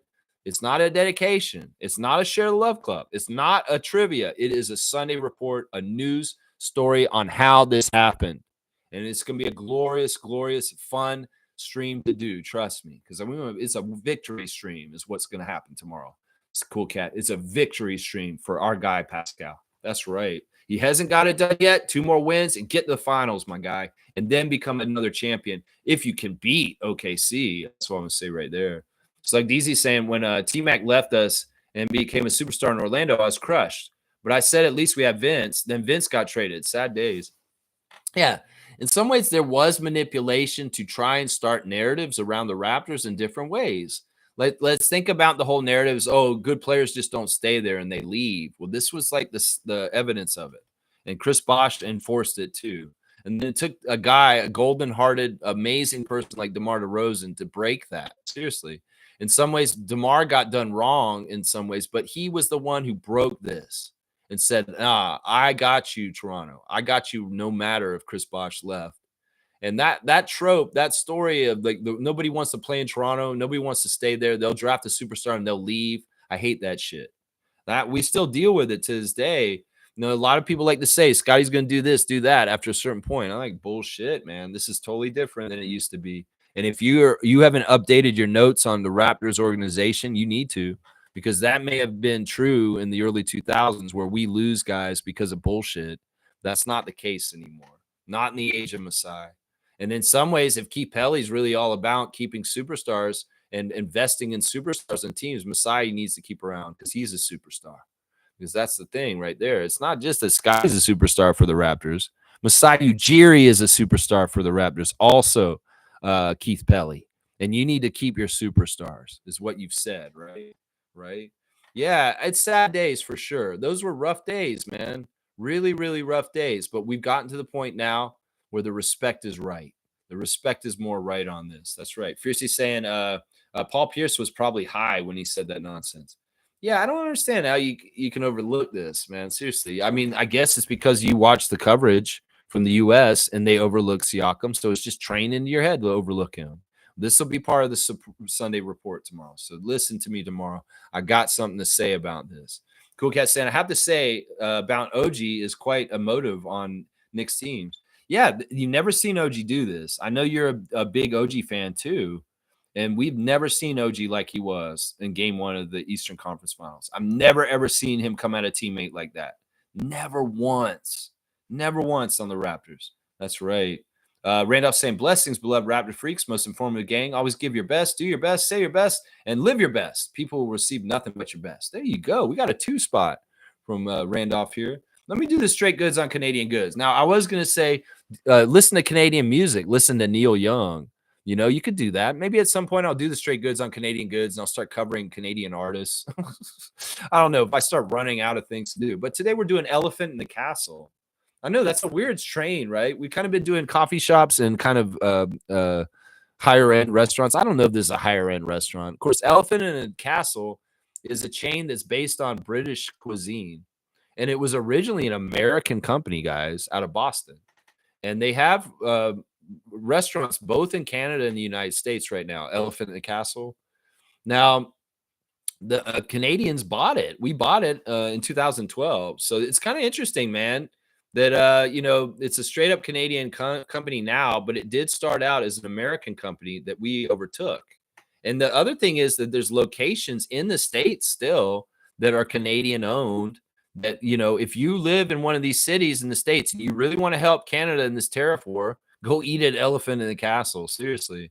There's locations in Boston, Chicago, Seattle, Washington, D.C. And before, they're not there anymore. There used to be a location in Philadelphia and in San Francisco. But yeah, there's operating in Canada. They're in Calgary, Mountain Time Regional City Slicker. Toronto, of course. The location that I know about is on Yonge Street, not too far from Dundas, just a little north between Dundas and College. And then also Edmonton and Winnipeg and Vancouver. Oh, wait, the ones in Edmonton and Vancouver closed also. So this is kind of a chain that's not done totally well in recent years because some of them are closing. But yeah, if you want to support a Canadian company in the States, Elephant in a Castle, it's British pub food. Now, somebody said this about it. It said, if you ever wondered why British food traditionally has had a bad reputation, eating at Elephant in the Castle will provide you some insight. I don't know. That's not really selling it. I wanted to go there. I mean, it is traditional British pub food, and it can be a little bit like questionable. Let's just put it that way. But yeah, there you go. Elephant and Castle, straight goods on Canadian goods. It's a British style restaurant that was American owned, that has been bought by Canadians and now is Canadian owned. So in some ways, it's like, yeah, come eat our Canadian British food that was once American owned. Straight goods on the Canadian goods. There you go. Boom goes the dynamite. Fiercely saying that, Cool Cat, you must be so happy. Spicy P is balling. Looking forward to tomorrow, Lex. I'll join the stream after my daughter's basketball game. Ooh, go Fiercey Jr. I hope that she's kicking butt And I'm so happy that she's in this season of basketball and you got her on another team for this season. And once again, we want to know all the updates on Fiercey Salcero's Junior's great basketball career on her climb to the WNBA. Let's go. I want to see how far she goes. Who knows? We never know. Maybe we do have a young Canadian basketball phenom coming up under Fiercey Salcero, guys. I'm telling you, I can see it. She's putting in the time, the effort, and the work. Let's go. That's right. James is saying OG is a role player, paid star money. Pascal actually deserves it. All right, James. All right. I like James. James is in our fantasy league. He is dissing a Raptor, and in some ways, I'm not totally happy about that. Now, this narrative has been brought up before. And in fact, I think it was Mikal Bridges who said this bullshit or something like that. And in some ways, it's come back to haunt him as a teammate of him. All right, this label that OG's a role player. In some ways, I feel like saying somebody's a role player is an insult in some ways in the NBA, right? Isn't it used like that? Sometimes, oh, you're just a role player. You're not a franchise face. You're not a leading scorer. You're not this. Is this a diss? Is this a diss at Anunoby? Is it important to do? No. I mean, I get what you're saying, that he's a role player because he's a defensive stopper, and that's a role, and that's what he does. But he does so much more than that. I hate the term role player at this point. You know what? I think that it's not totally apropos for this NBA anymore. That may have been more apropos when it was very compartmentalized, the duties on a basketball court and the players and positions that were doing them. But because we're in positionless era, we're in an era where the centers shoot threes and the smalls post up sometimes. It's like, what is the role player at this point? Everybody's got everything all over the place. So I want to retire that term, role player. I think it's stupid at this point. Maybe Luke Cornett is a role player for the Celtics. Maybe Peyton Pritchard is a role player. But in some ways, I think it's a diss. I think it's a low-key diss. And I don't like it anymore. I think that it's not apropos to the versatility of the NBA and the athleticism of all the players and what they do at this point. Maybe it's a good way to designate the importance of your player to a team. But in some ways, once again, I feel like it's a diss. And I don't mind. James, I think it's fair what you're saying. And maybe that's the reasoning why when Fiercey's gripe, he's not on the graphics because he's a role player. I hated that. It didn't stick to me when I heard somebody call OG a role player when he was on our team. And I still stand on that with him because I feel like that's a low key dig. And that may be James's intention. He's fully meant it. And he's fine to have that. We can have a difference of opinion on this. But you know what? In some ways, James is right. I guess maybe he is a role player. It's just that it's so weighted with negativity at this point. You're a role player. Chris Boucher say, thank you. I just got paid $35 million on my last contract as a role player. I'll gladly be a role player because I am not a franchise player. It's a weird thing, man. Cool Cat saying, last night on the broadcast, the Raptors NBA championship was mentioned multiple times. Like I said, great marketing for the Raptors. Yes. And this is what I was saying in the last couple of weeks. The success of Fred and Pascal in particular will make the Raptors championship be talked about. And this is fantastic. It is so good. I'm glad to hear that. Of course, I was busy last night. I did not watch the game. I didn't even follow it. I came back from the concert and just was pleasantly surprised to see Indiana won again. I was very, very happy about that. Yeah. James is saying, still think we could have competed with Pascal, IQ, RJ Barnes, Pirtle. Just needed some time to gel.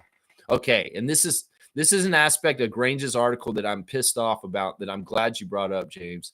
Because this is something casuals are going to see in that Sportsnet article that Grange wrote yesterday, and it will be one of the things that people will come at Masai for, which is totally unfounded and stupid. I hate this. I try to put this to rest when this happened during the whole process. We've gone over this. There is no reality where Anunoby and Siakam stay in Toronto. And everybody's going to come at Masai and say, you do not do a good job because look at the excellence of your players in other places. Once again, I'm going to remind people that if Michael Grange puts this in an article, don't fall for this shit because it's not a failure. In fact, this is a success Masai Ujiri has had done with Siakam and Anunoby. Seriously. It's like the puzzle pieces were going to fit financially. In some ways, we couldn't be doing some of the stuff we're doing right now with Anunoby and Siakam here. Some people say, oh, we could have spent a lot, gone into the second apron, kept those guys here, and it's a failure that he let those guys go, and look at how good they are on the Knicks and the Pacers at this point. Fuck all that. He did what he did because he needed to do it. Trust me. And once again, Those guys had come down from the championship year into really bad years of Tampa, the bubble, and all kinds of bullshit. They were jaded as Raptors at this point. Their energy needed to leave for new energy to come in and spice up our team. I will never, ever second guess that Masai Ujiri let Pascal and Fred and OG walk from the old core of our team to not be in the part of this new core that we're in right now. That is part of rebuilding. That's part of not holding on to the past to the detriment of your team. And that the money that was paid to OG, Fred, and Pascal was insane. All three of them got $40 million a year. How the hell are the Raptors supposed to retain them, Michael Grange? How the hell are we supposed to keep them? Y'all think that we just have monopoly money we print in the back of Scotiabank Arena? No. So it's so stupid, and it makes me mad that Grange is using this as a bullet against Masai. That how the hell is he going to explain to Keith Pelly that he let Siakam and Anunoby go like this? This shit is in his article. We can't push this narrative. We can't think this way, James. Seriously. We can think about what spicy barbecue could have been for an extended time, but that dish at McDonald's was only offered in limited time, along with the Pascal swirl. So it's just, I'm just saying, man, spicy barbecue was a limited time addition, and we got it for a little while. I appreciate that small, brief little window where Siakam lined up with RJ Barrett and Emmanuel quickly. But listen, we had to do this. It's like he's damned if you do, he's damned if you don't. If he had put big money on all three of those guys and we're still spinning our wheels right now, everybody would be so pissed at Ujiri and he'd be more likely to be fired. Think about it that way. Seriously, what if we didn't get any better, weren't showing any signs of positive growth? Because like I said, these guys went to the top early in their careers on the Raptors young, and it's been not the same since. And it's harder to get up after you've had such a high and you've been in such low lows. They needed a change of scenery. That's just the damn truth. And anybody second guessing Ujiri for moves that have to do with OG and Pascal and Fred, they need to go ahead and just let the present be the present and get over none of the second guessing what we did, because he did the right thing. I think that if they'd stuck around and we continue to be not very good, he would have gotten fired by now. Seriously, guys. So Ujiri's smart. He's regenerating and renewing our team with young guys, and this is where the value is. This is the genius part of Masai. He gets OG and Pascal and Fred from nowhere. They get really great draft picks, undrafted Fred. He builds them into $40 million players. And then he's like, when that price tag comes up, he says, okay, guys, you did great. We've gotten all this value out of your young career. Go off in the sunset and be badasses and make us look good further than this. So it's like, what is the gripe with this? Seriously. The timing was fine. He actually allowed them extra time to try and make it work. It wasn't working. We know this. And the new era centered around Scott is looking beautiful right now.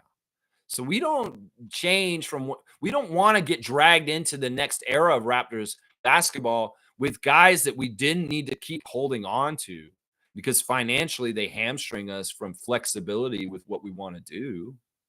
That's it right there. I mean, casuals can just say, oh, they're so good on Indiana. Why isn't he on our team? Okay. Are you 5 years old? Do. You know, it's like, it's real easy to just equate that if you're a casual and you do not look at the intricacies of the salary cap and all the different things that the GM that lives on the moon, you don't live on the moon. You don't know what he's got to deal with and look at every day as far as things, Bobby Webster, Masai Ujiri. So it's really easy from the outside to say, oh, he's a good player. Why is he not on our team? Oh, I'm mad. That's dumb. There's a lot to it. And very shallow opinions on, oh, OG's so good on New York. We messed up when he went there. Man, you're not putting the context of things. You're not looking at it any deeper. You're very shallow. You're casual.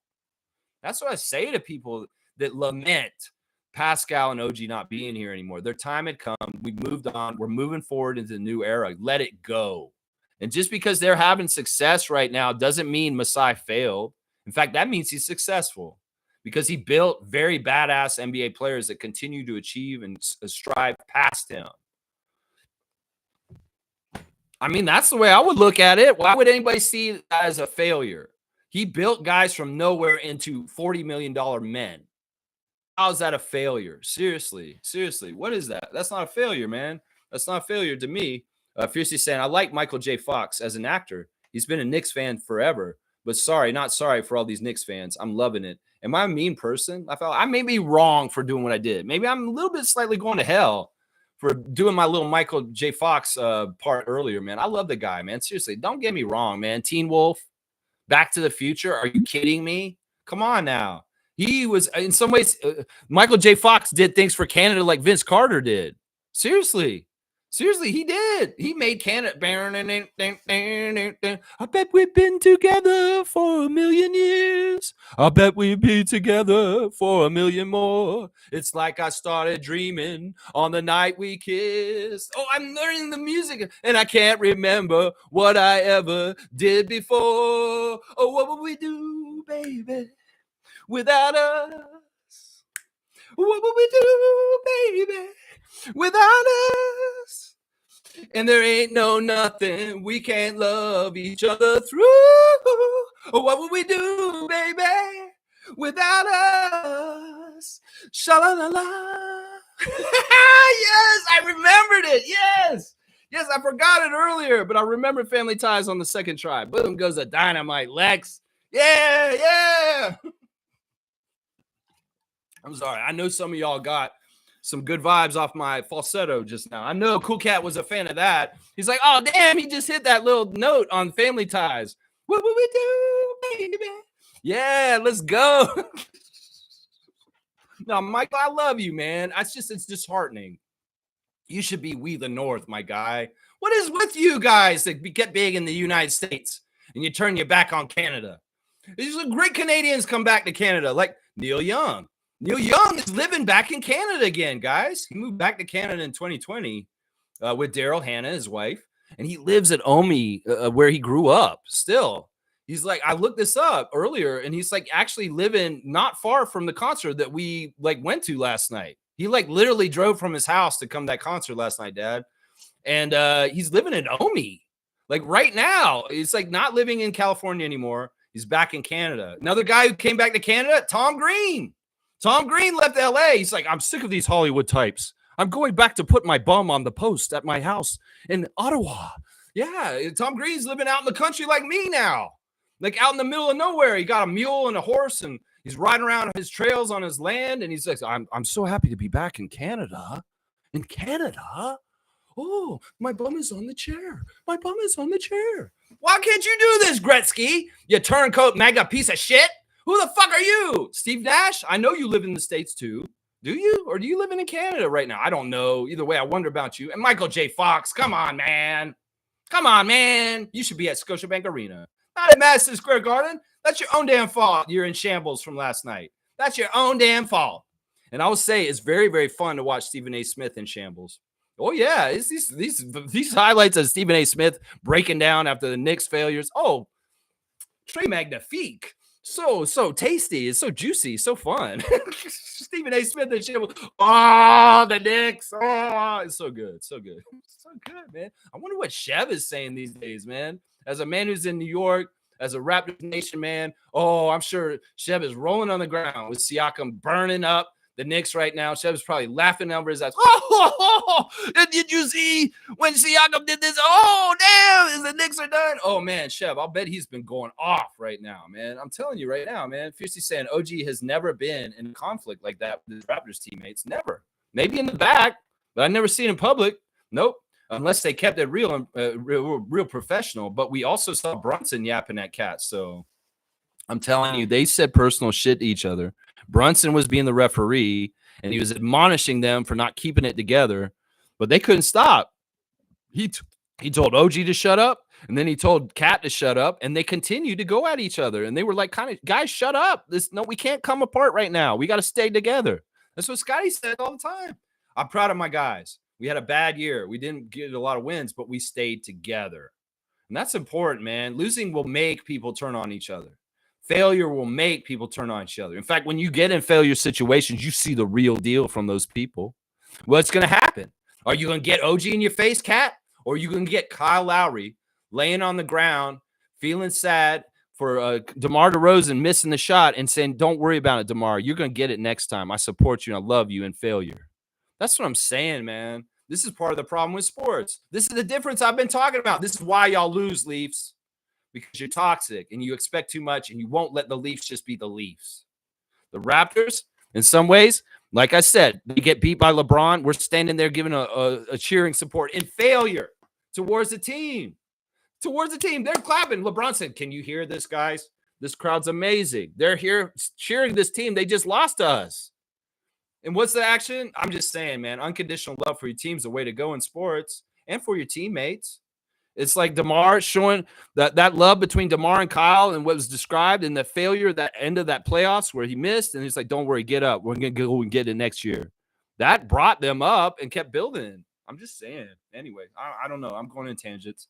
Anyway, Fiercely saying Knicks chemistry, Pacers chemistry. Yeah, I think I see that too. G saying Hallie gave Pascal cred right away. Good. And he should. He should. In some ways, those guys should be so like, I love you, Siakam. I love you, man. You look at what you're doing. Miles Turner. Oh, my gosh. Buy Siakam a new car. Seriously, man. How long have you languished in Indiana? Miles Turner. And, man, I love this for you, man, because, honestly, you've been through so much in Indiana, man, up and down. You've been talked about being traded from Indiana for so damn long.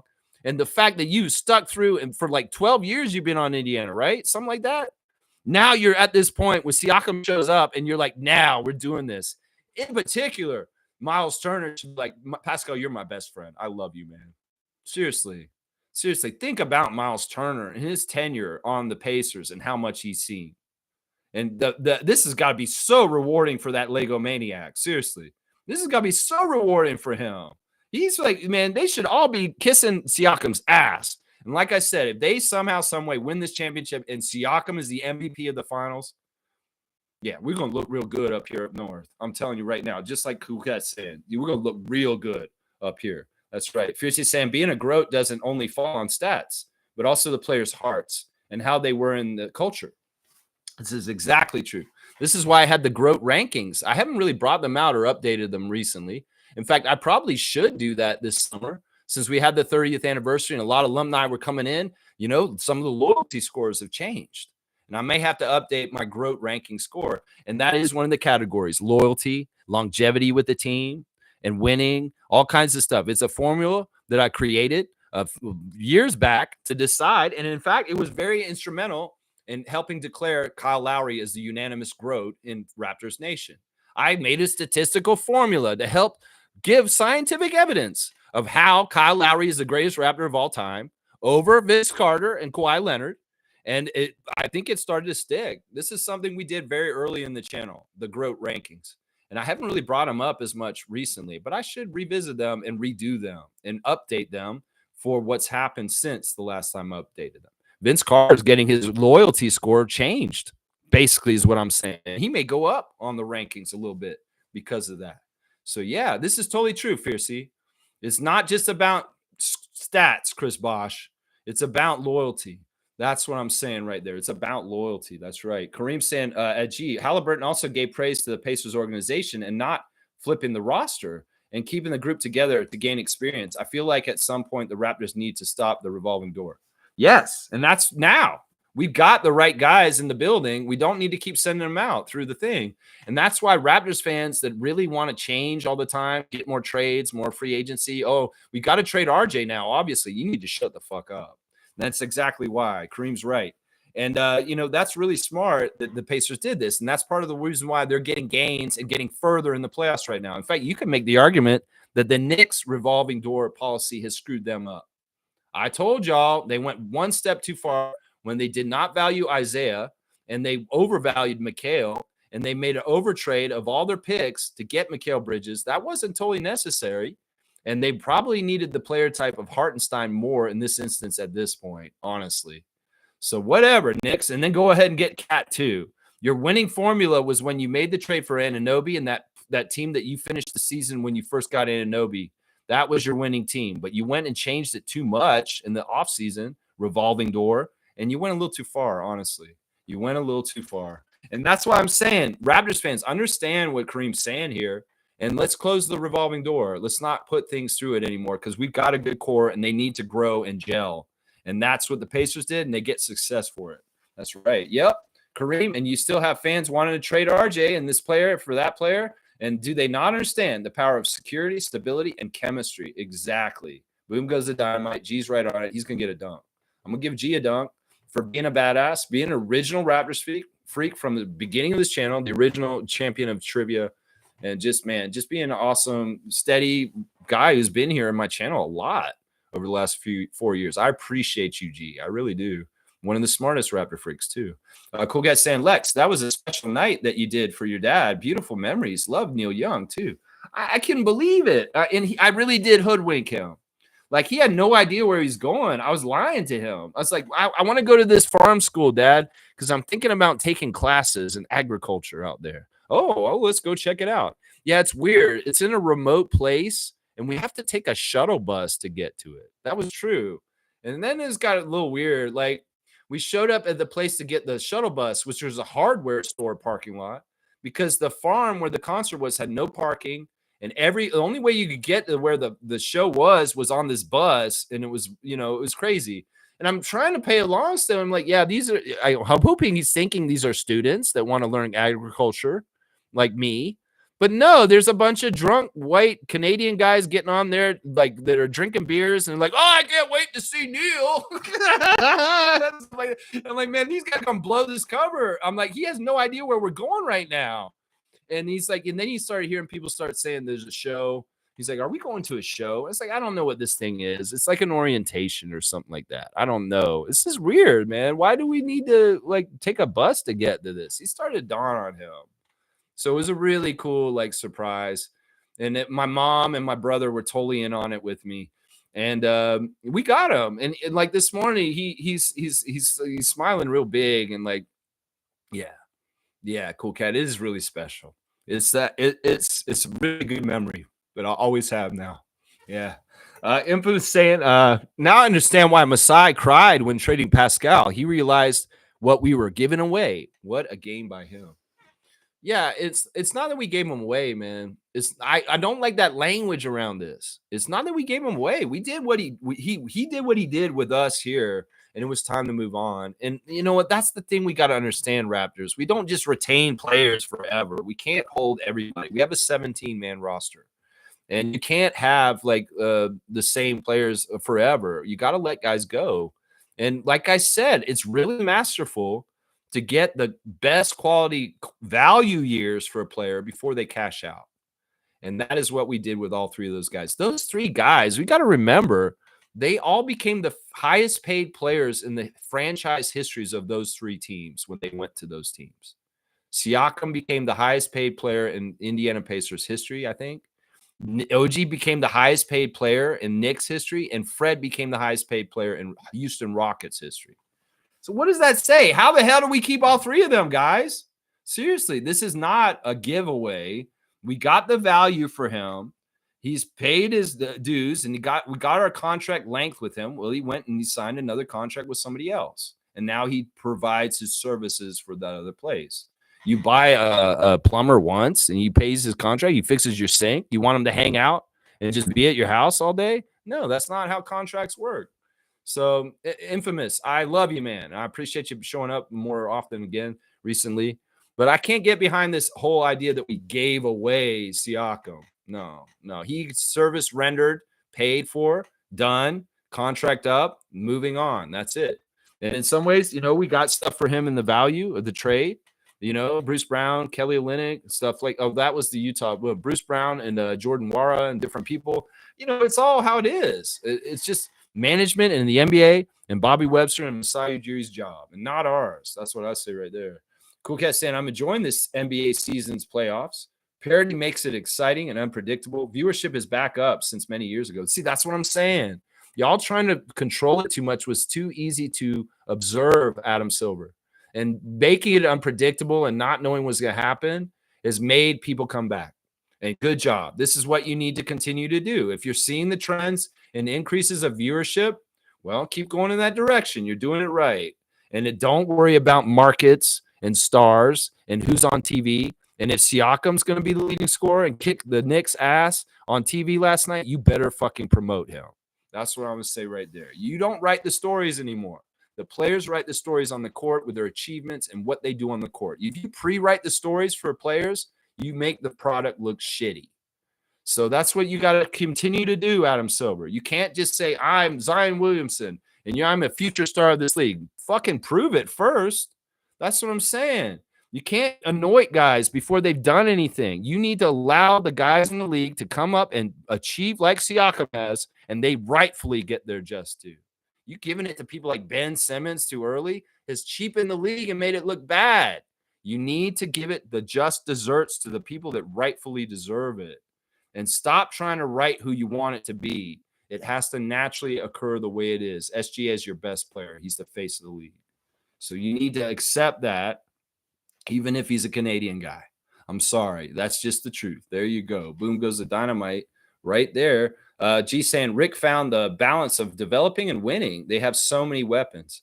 I like the fact that they are a hidden defensive team that Cool Cat told me. Once again, I'm going to give her another dunk because she was adamant about this like 4 or 5 months ago. And I didn't listen to her. And I was like, oh, the Pacers are an offensive team. They can score a lot, but can they actually stop anybody? Well, we're finding out they can actually stop people.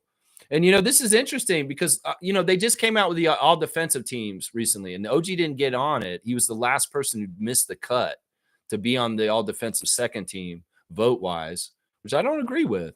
But you know who's never, ever gotten any kind of shine for defensive stuff is Siakam.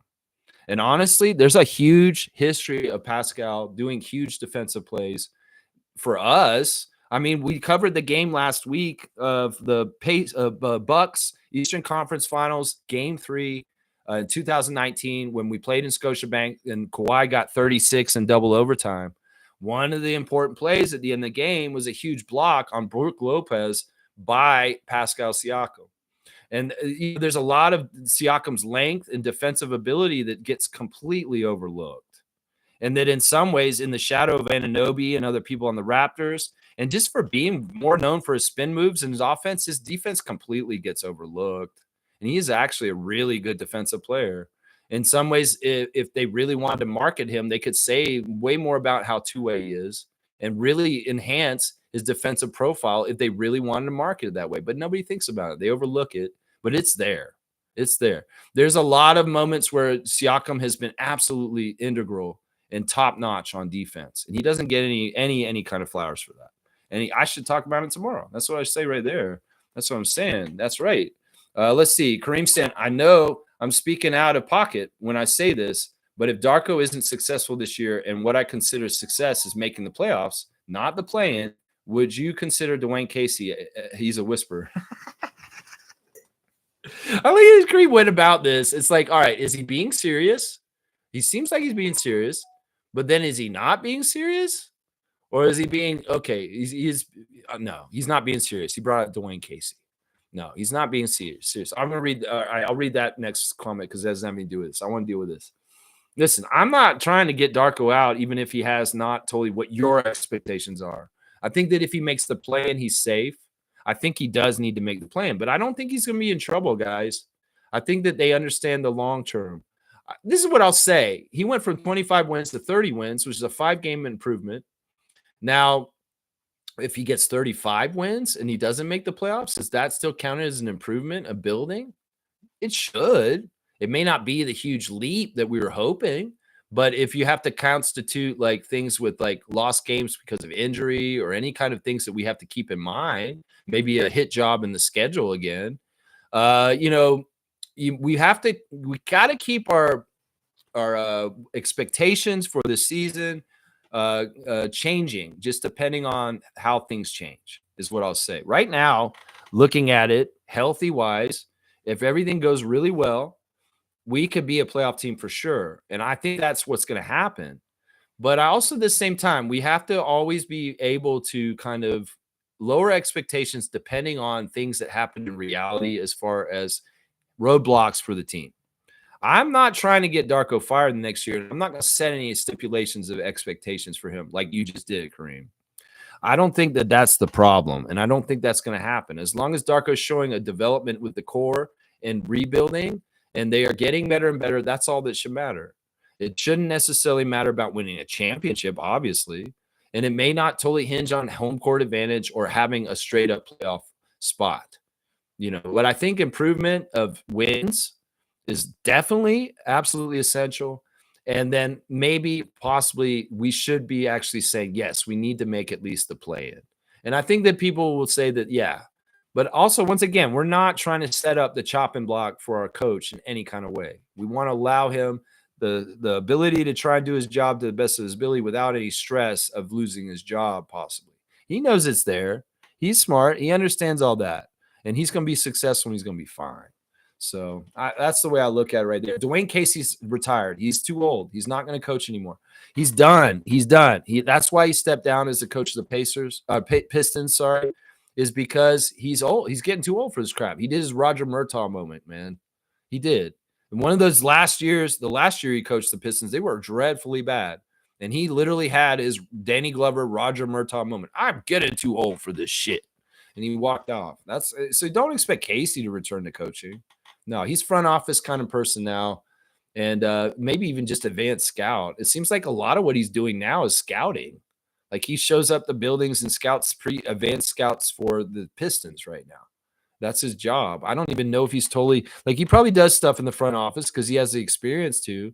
But I think he's enjoying traveling around and just scouting a lot more right now. Casey's like, I love you, Coach Casey. You're one of the greatest Raptors coaches ever. You really are. People won't give Dwayne Casey his due. I will. I understand his place in the Raptors history. I really do. Kareem saying, the only thing about Jim Carrey I have a little issue with is Ben Mathurin's development. He's been the same for 3 years, and his talent is through the roof. It's an interesting case, Benedict, on the Pacers, because in some ways when Siakam showed up, that wasn't totally good for him. I think that he was going to naturally take that starting spot if Siakam hadn't gotten traded for. He would be starting for the Pacers right now. But would you ask yourself, would the Pacers be better in doing what they're doing right now if Benedict had just grown into that starting spot in the case of Siakam didn't land in Indiana? They wouldn't be where they are. Siakam's absolutely necessary for this. He has the treasure map, as I said. He won a championship already. He can teach the Pacers how to do it and get to the promised land like he's doing right now. But Benedict, I don't know. He's a humble guy. He's a lot more humble than I thought. He may have that tenacious drive to really want to win and really take over the game at times. But in some ways, I can tell his energy is like, I'm not threatened by Siakam. In some ways, I know my time is coming. And in some ways, he's excelling off the bench anyway, even though he's not a regular starter. I mean, he can get 20 pieces off the bench easy. I see what you're saying, but in some ways, it's also like it's Siakam, man. It's Siakam. And I wouldn't say that Benedict's development has been stymied by this. I think that in some ways, like Scotty, we may be casually looking from the outside and saying, well, he's still not starting. He must not be getting anywhere. I don't think that's true. There's probably huge leaps that Mathurin has made on things like defense and maybe shoring up his offensive game to be more efficient so that he has actually gotten better in the recent years. But, it may take a thing where Mathurin has to need a change of scenery to become a starter with Siakam in front of him on that franchise. But, yeah, I wouldn't say any of this, man. I wouldn't say that they've done a bad job with developing Benedict. There's no signs of this because he's a successful bench player. He's their sixth man. He's their bench scorer. And as I said recently, I'd like to see Jacoby Walter look like Benedict Mathurin this year.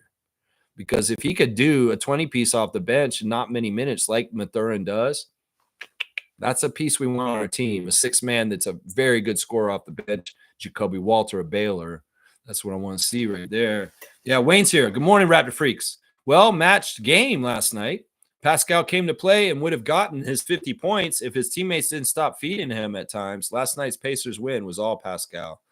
Yeah, that's what I'm hearing. I love that, man. After coming home from the concert, hearing they won, and then seeing that it was Siakam, 39. I love it. I'm looking forward to watching this Inside the NBA clip with those guys reacting. In fact, I might do it live on Discord if you guys want to see me react to the gushing of the Inside the NBA crew on TNT about Siakam. I have not watched that clip yet. I can live react to it after my stream in a little while. If you guys are curious about that extra content, seeing Lex live react to that. I may even watch the Alvin interview with Mike Roach live on there. If you guys want to live watch me reacting to these and making my little comments as I watch it. Yeah, I'm going to do that. I want to see this TNT crew give the flowers to Siakam like they did last night because he's deserving it. He's deserving it. Trevor's saying Indiana do not call no plays for Pascal. He's a badass playoff terminator. There you go. There you go. And he wants the classic card. It's coming. It's coming. Piercy saying RJ is supposedly the toxic asset, has escaped the Knicks' toxic environment. We got you, RJ. Yeah. The toxic asset was not about the behavior. It was about the money for what he gave to the team. That's why they always say he was a toxic asset. They say he was too overpaid for the production he was giving the team. It was never his personality or anything like that. That's the only reason why Knicks Nation said that about RJ, is because of the money.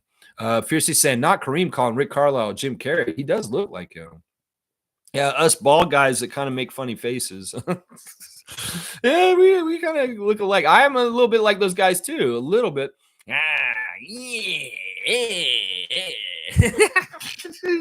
Do some Venus de Milo. Yeah, some Fire Marshal Bill. Hey,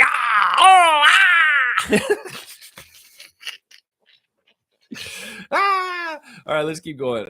G saying Draymond Green said only Julius Randle versus the Wolves and Pascal during the chip run have destroyed him. Yeah, I really appreciate him saying that, giving that due. You know, when Siakam was on Draymond Green's podcast, he disrespected him to his face on there. He did Fred too, talking about the championship, saying, "Oh, I didn't think y'all would have beat us, but we got hurt. And honestly, I don't think y'all would beat us if we weren't hurt." And it's like, man, what is Siakam supposed to say to that when you say something stupid like that on your show, Draymond Green? Listen, man, you're coming around and saying now that, yeah, he was somebody I could never solve. Okay, what is it then? Y'all wouldn't have beat us if Kevin and Clay wasn't hurt. I really believe that. Oh, okay, whatever. But you couldn't solve Siakam. So how the hell would you beat us if you can't solve Siakam? Let's not even start talking about Kawhi Leonard and how y'all couldn't solve him. And how Steph Curry got solved by Fred VanVleet. So come on, man. Come on, man. Draymond Green, thank you for coming clean on how Siakam put you through the spin cycle. That's right.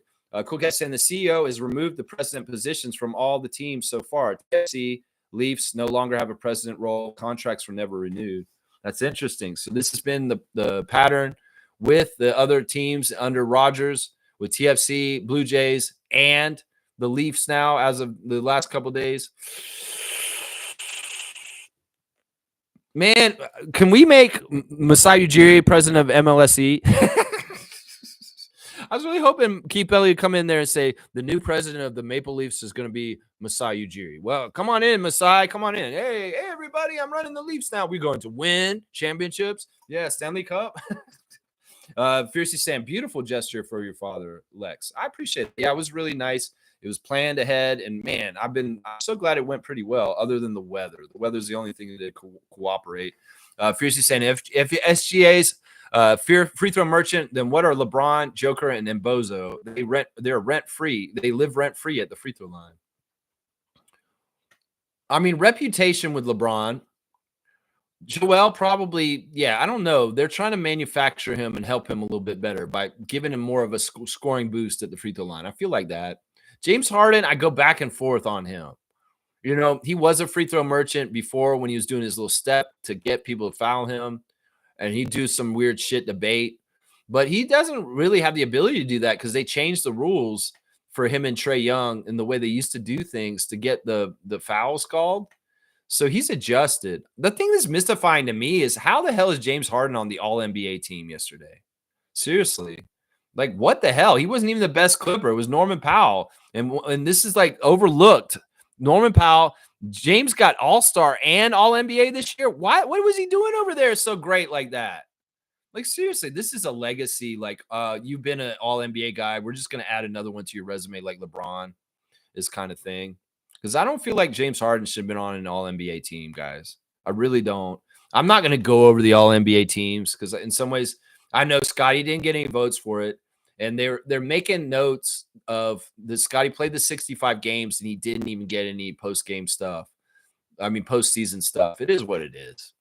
In some ways, you did the right action, Scott. You did your part. You made the 65. And don't be upset because you didn't get anything. You're going to get it. You're going to. I know you will. Keep going for 65.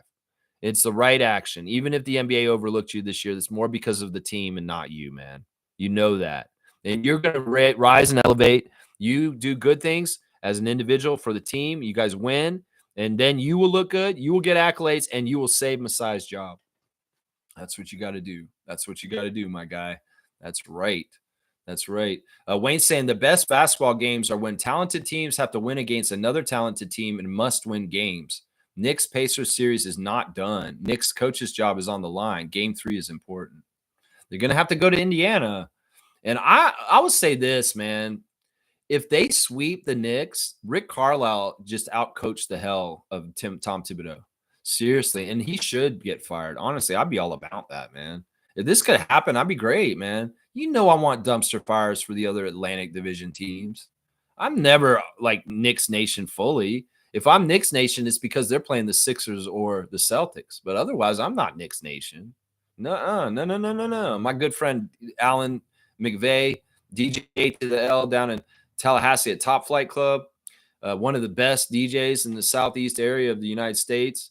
On the radio, you can hear him on the radio in Tallahassee, killing it on the turntables all the time. DJ A to the L, who is also a huge Knicks fan. He's so funny with his posts right now. In fact, I'm really trying not to comment on them because I want to rub it in as a Raptors fan that they're losing these 2 games, but I know I don't need to do it yet. I have to wait till they're actually out. And then I'll say something to Alan about the misery about being a Knicks fan. He's feeling real good. They've been feeling real good, but not the last 2 games. That's for damn sure. Not the last 2 games. They have not been feeling too good. I don't know. We'll have to see. Rick Carlisle outcoaches Tom Thibodeau for 4 straight games. Tom Thibodeau may be seeing the door. I don't know. We'll have to see. They should blame him, though, if they don't make it. They should blame the coach. Kareem's saying, sorry, that was a slight at SGA. I'm still pissed. I knew it was. I knew that was a veiled slight, and you're just standing for Nicola. I know you are. Okay, Michael Malone. Seymour's laughing. Pacers versus Thunder will be a classic. Some people don't think that's attractive playoff final. Some casuals that just are idiots, they probably don't even really watch the NBA. They just like Lakers, Celtics, or something like that. They'll see that and they'll say, this is going to be one of the worst finals because it's like teams that don't matter. Who cares about them? Oh, my gosh. Casual. Just go ahead and paint the name across your forehead, casual. I'm serious, man. People that know basketball will know that'll be a good series and it'll be fun to watch. But casuals that just want the big names, they'll be like, I'm not watching this. These are small market teams. I don't care. Well, you know what? You're not a real NBA fan. And in some ways, you're just like a dog and show pony kind of NBA fan. Oh, I love the NBA. It's fun. LeBron, Lakers. Yeah, it's awesome. Okay. All right. Do you like Pascal Siakam? Who is that? Who's Pascal Siakam? Okay. You're not an NBA fan. Okay. Thank you. Bye. Yeah. That kind of shit. Yeah. They got a TikTok song for LeBron, and now all these casuals from other places are into the NBA because of the LeBron catchy song on TikTok or something like that. Oh, I don't know. We're getting fans in the league from TikTok, LeBron songs. Yeah, they're not going to be the right fans. I'm going to tell you that right now. They're not going to be the right fans. Wayne's saying not too keen on commenting on Masai. Can't see the rationale. NBA Chev has been saying for years that Pascal is unguardable when he's in the zone. Draymond has the receipts to confirm Pascal's class. Yep. I've been saying it too. I've always used the analogy for Siakam that he's like water. They'll go through the cracks. You can't stop water. Water will find a way through the seam and it will get through. And that's what he is. He's like the human embodiment of the element of water is what I've always described Siakam. He's going to find a way somewhere through a little crack and he will get through them and he will lay the ball in. He's amazing, man. Yeah, I will hold on pause on the Masai stuff and we'll continue to monitor the situation. I think he's going to be all right, guys. Honestly, like I said, if Keith Pelly wants to keep superstars on this team, Masai Ujiri is one of the superstars. And you might want to look at him that way, seriously. Because once again, if he's adding value to this team and their valuations going up every year, you can point directly at Masai Ujiri for the reasons for that, Keith Pelly. And if you really want, I'll come down and make a presentation and teach you exactly how Masai Ujiri is good for business, even if he's at a high price tag. I'm going to teach you exactly how, if you guys are really all about the bottom line as a big corporation, Rogers, I can come down there and give you a seminar on why Masai Ujiri is good for business. If you really, really want me to plead his case to help him out, I would do that for you, Masai. Yeah, you know I got your back, Masai. I know he's watching us too at times. He's like, Masai says this sometimes. I feel like this is like a nod to me. He says, I love authentic people. I love people that are authentically themselves. Well, I'm pretty sure he likes me because in some ways I'm authentically being my voice and I'm authentically standing up for him and standing for him in defense of his detractors. And that's right. I'll continue to do that, Messiah. I'll do it forever, man. You got that, man. The only thing I got pissed about was trading DeMar. That's it. Everything else, we're good. We're good, man. That's right. That's right. Let's see. Fiercely saying OG is the highest paid player for the Knicks. I would guess he's emotional because he wants to make sure his salary reflects his impact on the team. Hence why he's so passionate. I may be wrong. Yeah, you're wrong. Yeah, that's not why. That's not why. OG wants to win. OG wants to win. He's not the whole situation that I can tell you exactly what it is without even seeing the parts on the court. I can tell exactly what it is. Like I've said, Cat was soft. Cat was not giving effort on defense. He blew a defensive assignment. OG called him out on it. He was saying, "What are you doing out there? Why are you not playing harder? Why didn't you go and meet Aaron Nesmith at the three-point line while he's bombing a record 6 threes in the fourth quarter?" And he's trying to get accountability. And the Raptors do this all the time behind the scenes with their team. There's a lot of accountability between the coaches and the players, player to player too. Scotty will come up to the young rooks like Grady Dick and say, "Grady, you did not do the defensive assignment right, and I have to give you a little bit of crap right now." And they're fine with this. It's very much out in the open. It's not rah, rah, rah. We all love each other. We can't say anything bad to each other. We can't critique each other. No, the Raptors are calling each other on their own shit all the time. And they are actually, that's part of the reason why they're going to get better and better, because they're not sugarcoating shit. And they want to be better. They have to get better. They got to be real with each other. And in some ways, that's the action that OG's coming at Cat with. It's like, dude, if you really want to do this and win, I've seen winning. I was on a championship team. I didn't play, but I saw it.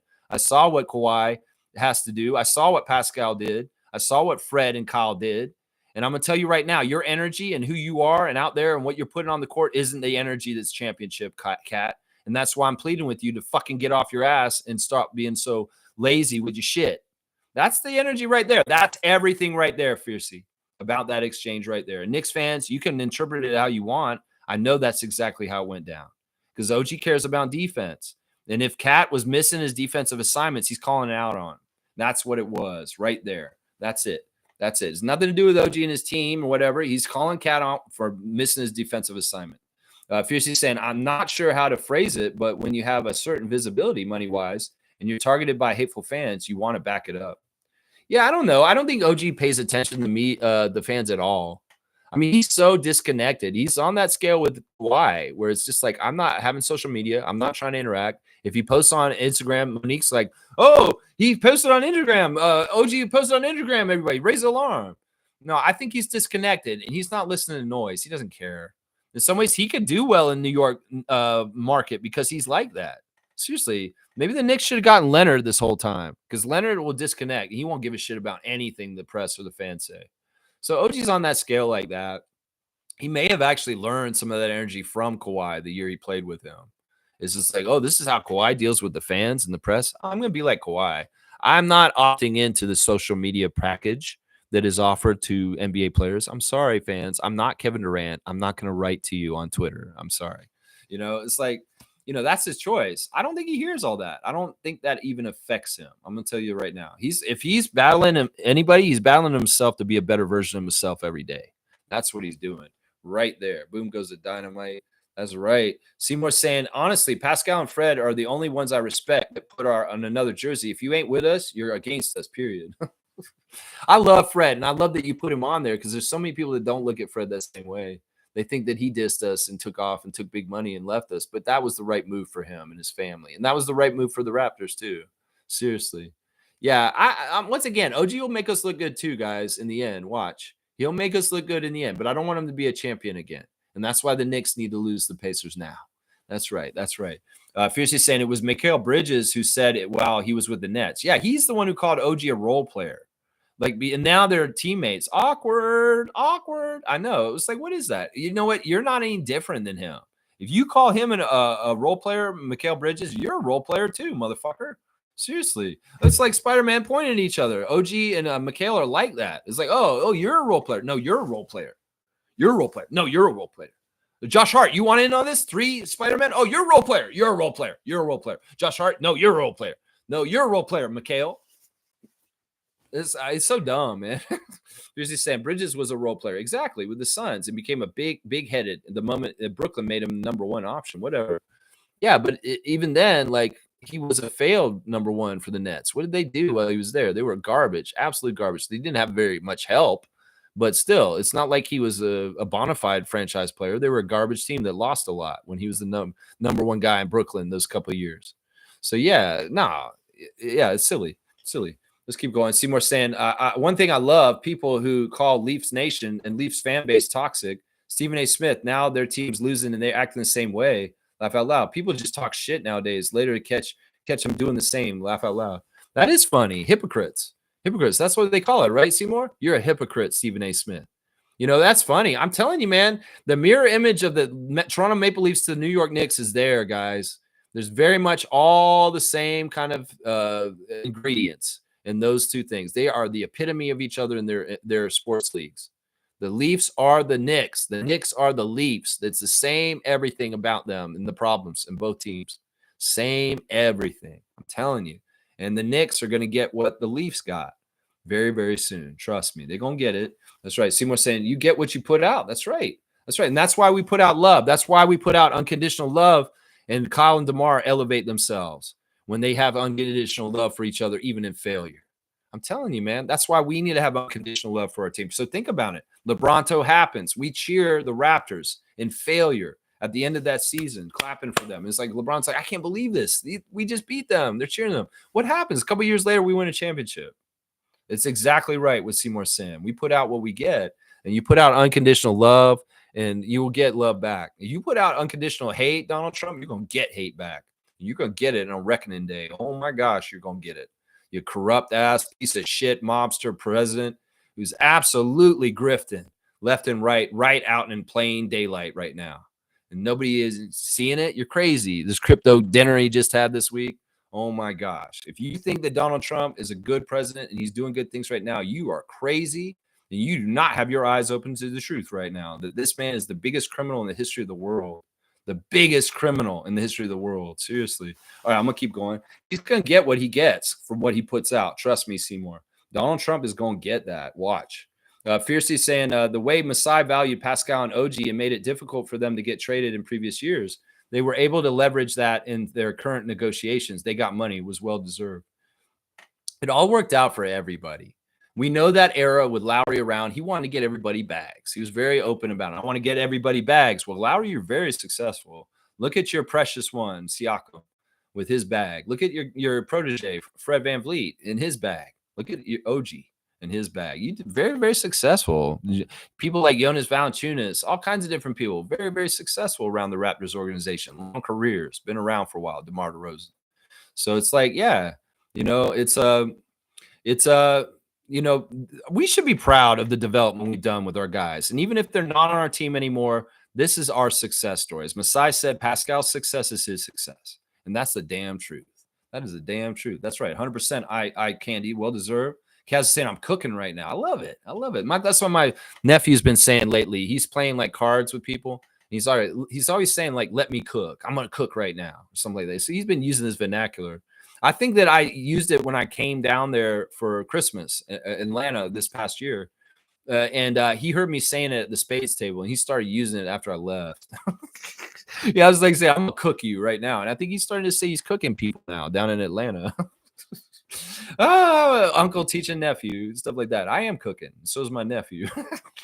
See what I'm saying? Too much knocking and putting down others on this fan base. I'm not a Mr. Know-It-All, but people just relax, please. Telling others they aren't worthy of cheering on our team is low. All right. Are you saying because I'm calling people casuals?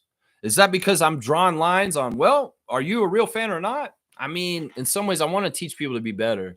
If OG wants to teach Cat to be better, I want to teach fans to be better and maybe have a better action as fans. Maybe recognize the toxic traits of over trade analyzing, of throwing our teams on our players under the bus and saying, I would trade RJ for this person in a heartbeat.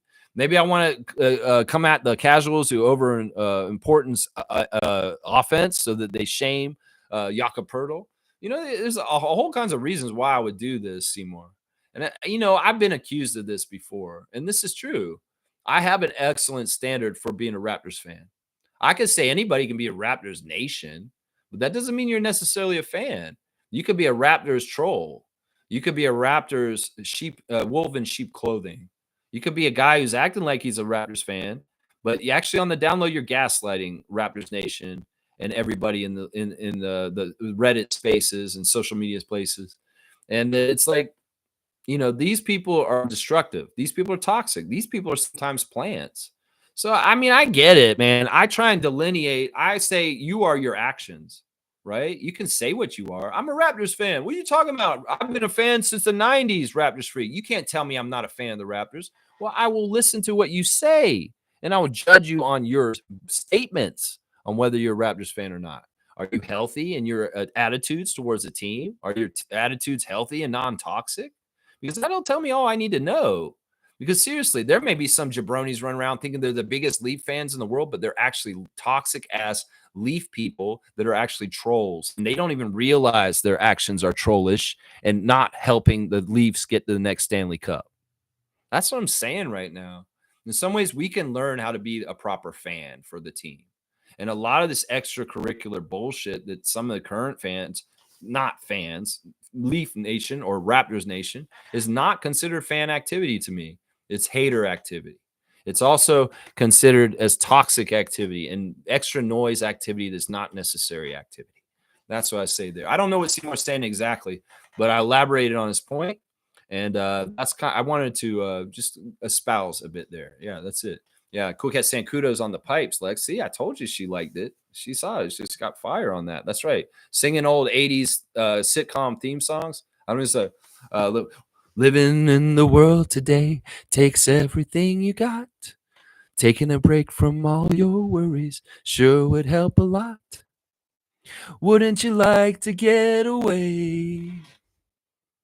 Sometimes you want to go somewhere everybody knows your name. That one's for George Wendt. Yeah, Norm passed away this week. I was sad to hear about that. But yeah, we sing a couple of old sitcoms from NBC on Thursday night. Yeah. I don't think the Cosby Show had any lyrics, or I might have put sang the Cosby Show right now. Maybe not. I don't know. Let's see. Cool Cat saying Très Magnifique, Beyonce, Stephen A. Smith. There you go.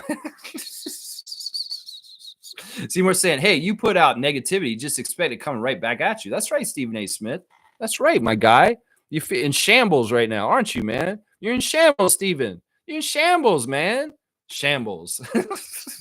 This man is like, look, bro, I get it. You're a homer and you love the Knicks. And in some ways, you've been tortured by this your whole life, honestly. Seriously, your whole life. Were you old enough to even remember the Knicks championships, Stephen A. Smith?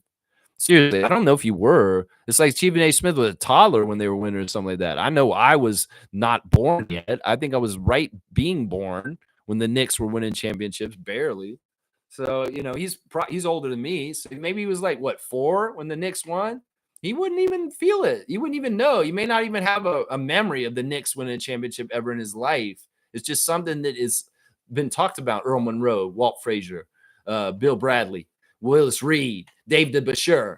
Yeah, he knows about the names. He knows about the people. But did he ever actually feel it? Because he was a little child in a romper room at that time. He was like, man, mommy, pick me up. I'm in New York. I'm Stephen A. Smith. I'm going to whine a lot later, just like I whine now on TV.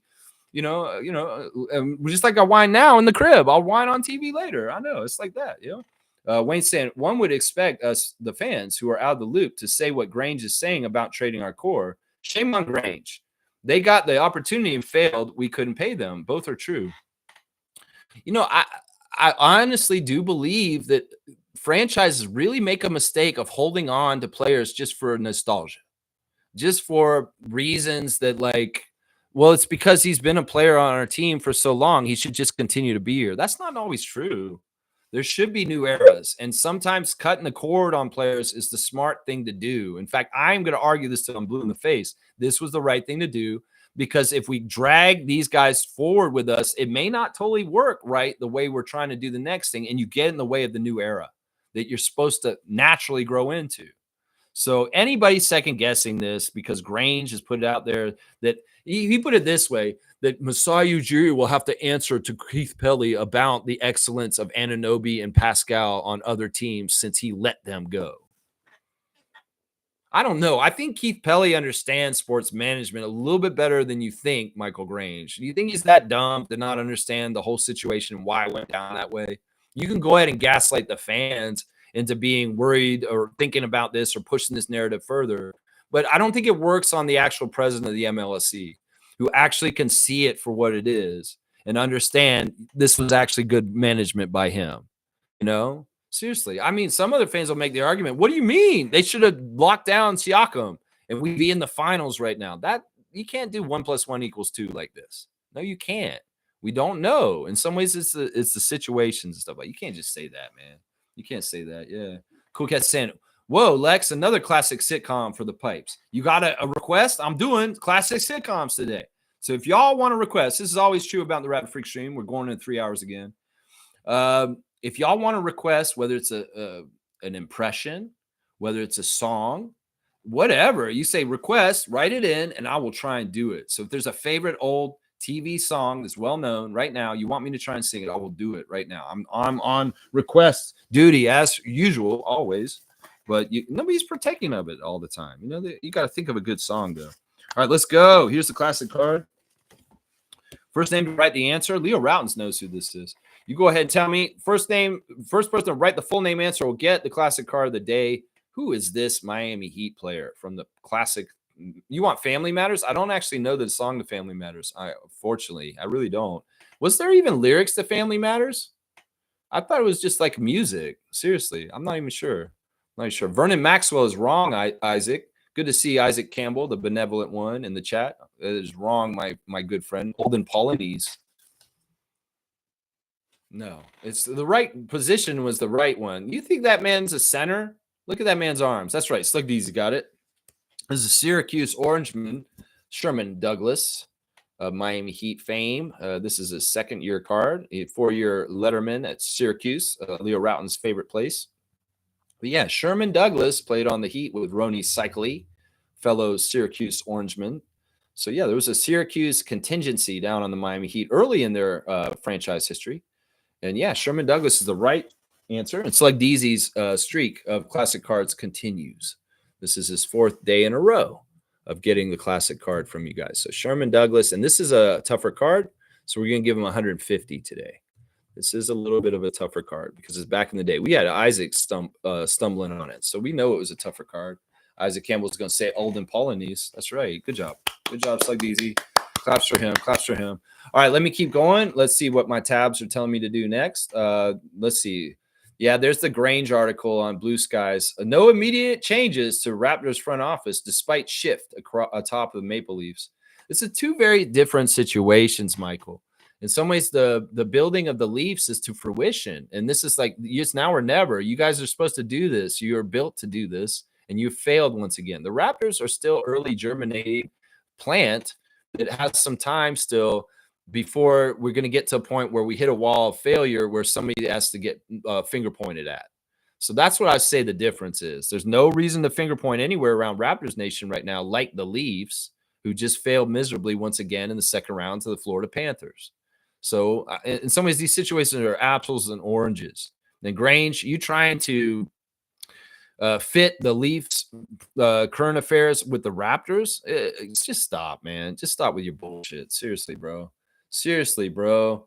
Seriously, bro. You just got to stop, man. Yeah, there's that picture of Michael J. Fox with Bill Murray. They look so sad and pathetic, man. I feel bad for those guys, honestly. Bill Murray, yeah, I understand you being there. In fact, you're more Chicago sports guy. Why are you there with the Knicks? It's just because it's the Knicks or whatever. Michael J. Fox, come on, man. Come on, man.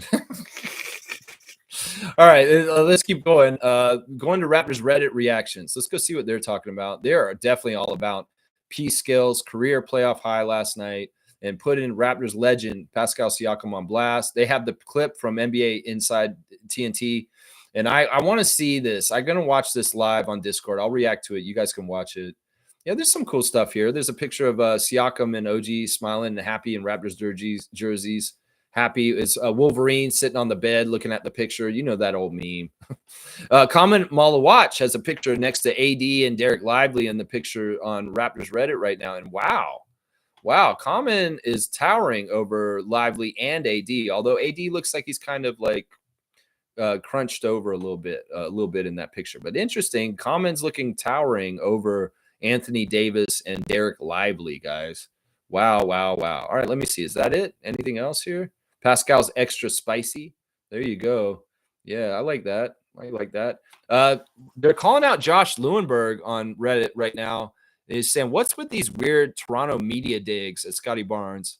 So it's Josh Lewenberg posted this. He said about the 65 games and Scotty Barnes, who just hit the 65 game minimum, didn't receive a vote for All NBA. His extension, which kicks in next season, will be worth 25% of the cap, roughly 225 million over the next 5 years.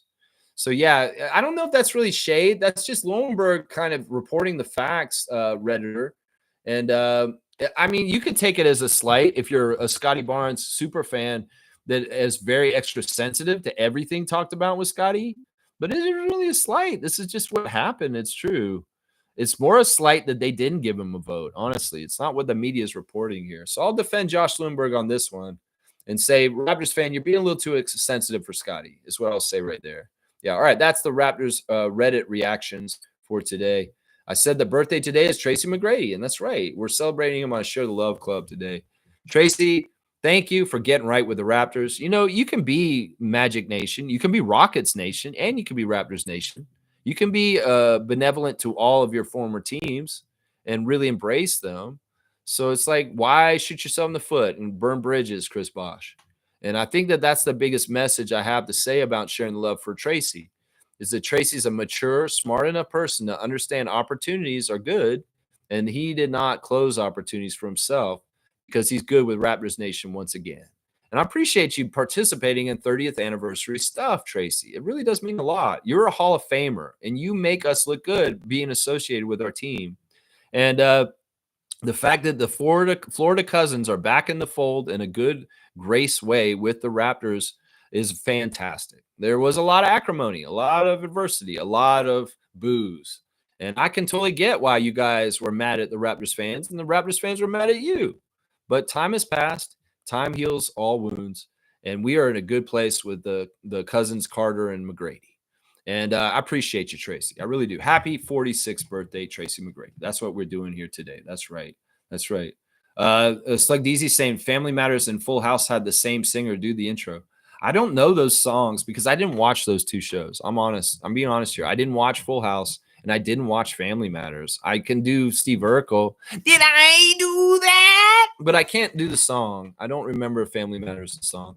And I don't remember Full House's song either. So there's a certain era of sitcoms that I didn't really watch as heavy. It's more 80s I watched, but not the 90s sitcoms as much.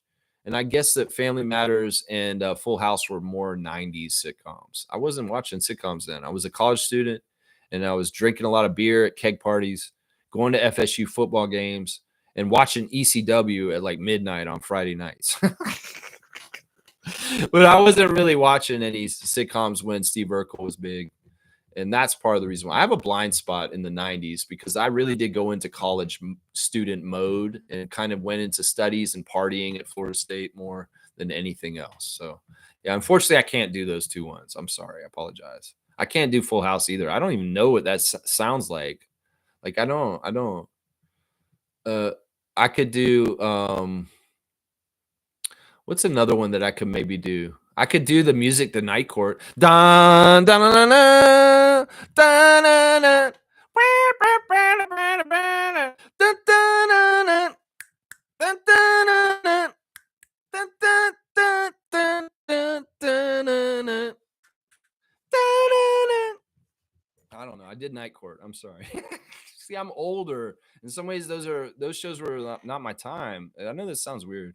Wayne saying, speaking of the Knicks, where's Milbester and his team's success? Hope he's not affected by ice. That's a serious thing. That's not even a joke. Seriously. No, he's showed up this week. He's under a new name now, Wayne. He's using his real name, Melvin.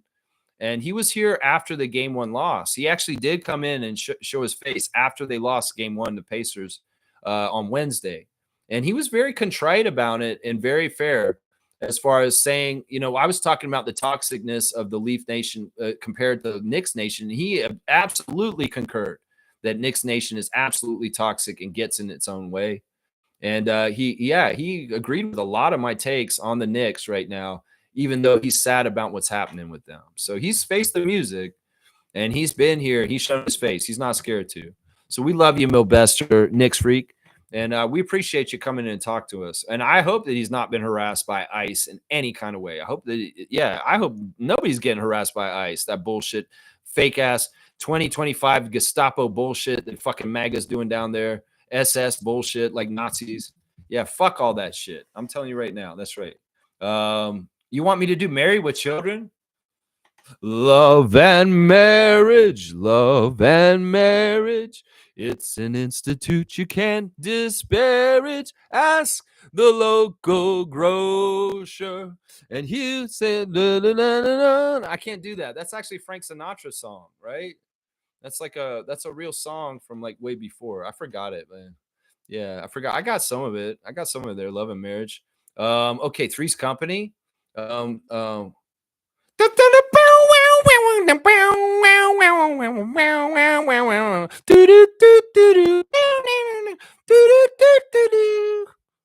don't remember the words though. I remember the intro, but I don't remember the words to Three's Company. But I do remember the intro. Did it have words? But it's like that. All right, Dukes of Hazzard. I can do this one. Don, don, don, don, don, don, don. Just the good old boys. Don, don, don, don, don. Never meaning no harm. Don, don, don, don. Fighting system like a true modern day Robin Hood. Making their way the only way they know how. That's just a little bit more than the law would allow. Just the good old boys. Never doing no good. Right, fighting the system like a true modern day Robin Hood. Yeehaw! Waylon Jennings, rest in peace. Boom goes the dynamite. There you go. Yeah. Night Court was all right. Bull Shannon. Isaac Kimber, Olden Polydecent again. There you go. Littlest Hobo. Man, I hate this, man. You know, when you guys give me Canadian shows and I don't know the lyrics, I feel bad. Because I didn't grow up here. I didn't watch Littlest Hobo. I wish I had, but I didn't. I didn't watch enough Danger Bay. I didn't watch enough Kings of Kensington. I was in the States, man. I didn't hear no Patio Lanterns on the radio, man. They don't play Kim Mitchell down there. I'm sorry, y'all. I can't do Canadian programming sometimes because grew up in the States. I was born in Toronto, but I grew up in the States. And in some ways, I was not exposed to some Canadian culture as a young child because I was in Florida. So yeah, I can't do Littlest Hobo. That's funny, man. Yeah, Cass, you like me singing the Dukes of Hazzard there. That was good, eh? Yeah. Mash. Isn't that just like a music? Like, I'm trying to remember how it went. Like, I can't do MASH. Not off the top of my head. I'm sorry, man. I can't do MASH, man. Trevor's like, drop the mic. Drop the mic. You want me to stop? Is that what you're asking me, Trevor? Stop singing, Lex. Get off your stream. We're done. It's so funny, man. What's another good one? Let me think of another from like it's really what about this one? Believe it or not, I'm walking on air. I never thought I could feel so free. Flying away on a wing and a prayer. Who could that be?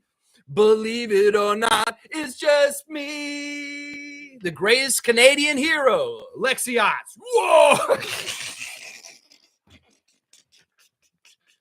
All right, Rescue Rangers, man, you get into cartoons. Once again, man, I'm showing that I'm older than you. Rescue Rangers was on when I was already an adult. I never watched it. Tailspin, after me, man. I didn't see it, man. I was too young, man. What was that show with Tony Danza? Oh, Who's the Boss? There's a time for living, there's a time for giving a chance to save the day. There's a one in the world and the one's for living. The friendly life. It's a friendly life. I fudged the lyrics, but that's basically Who's the Boss. Like, right there. Fire. That's pretty good. That's right. Pretty good. Tony Danza. Tony's, what are you doing? What are you doing, Mona? Get out of my bedroom. Tony, I want to see what you're packing down there. Oh, Mona, get out of my bedroom. Oh.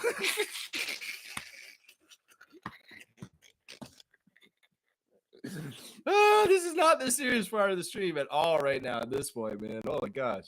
It's like there was also growing pains, and Alan Thicke, great Canadian actor and singer, Alan Thicke, father of Robin Thicke, who Alan Thicke wrote all these songs for a lot of these theme songs, guys. Just so y'all know, it's crazy, man. WCW intro.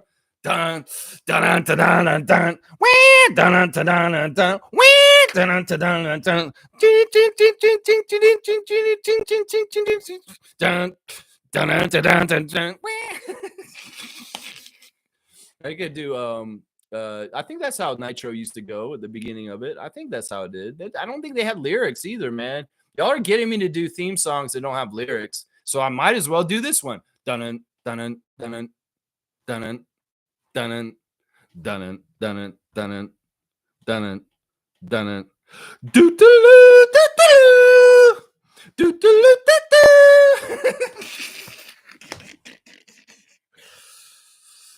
dun dun dun dun dun dun dun dun. Dun, dun, dun, dun. You know what? Maybe we need to do a weird Tuesday trivia, y'all. I think we might need to, y'all. I think we might need to. And it might be that y'all are writing in. I just do the theme songs, and y'all have to name the TV shows. All right, we're going to vote on this right now. We're going to do a late poll right now. And I want y'all to go ahead and tell me, do you want a TV theme songs Tuesday trivia just for a break from others? So TV theme songs, Tuesday trivia, yes or no? Please tell me right now on the poll, because if we do that, we'll do this. Seriously, I'll do a whole Tuesday trivia 1 week where I will just do theme songs, and y'all, if you guess them, you get the points.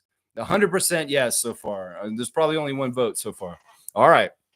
It's probably likely it's going to happen. I'm already like 10 minutes to 3. I might as well go ahead and go 3 hours, man. Yeah. Isaac wants me to do the Chicago Bulls 90s intro. You mean Serious by Alan Parsons Band? Yeah. Dong, dong, dong, dong.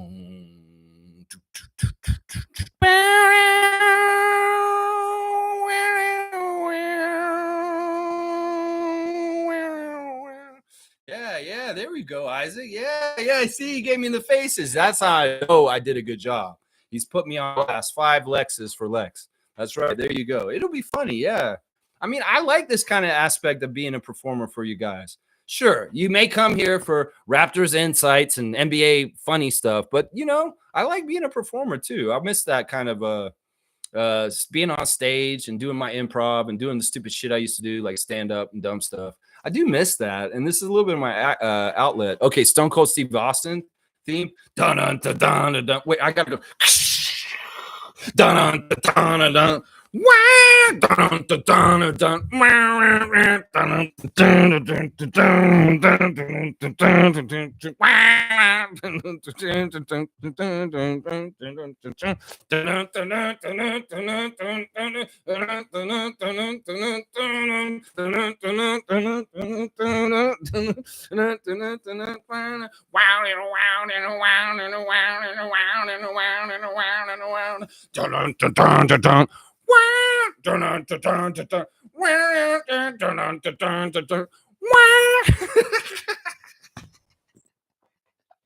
You smell what the rock's cooking? The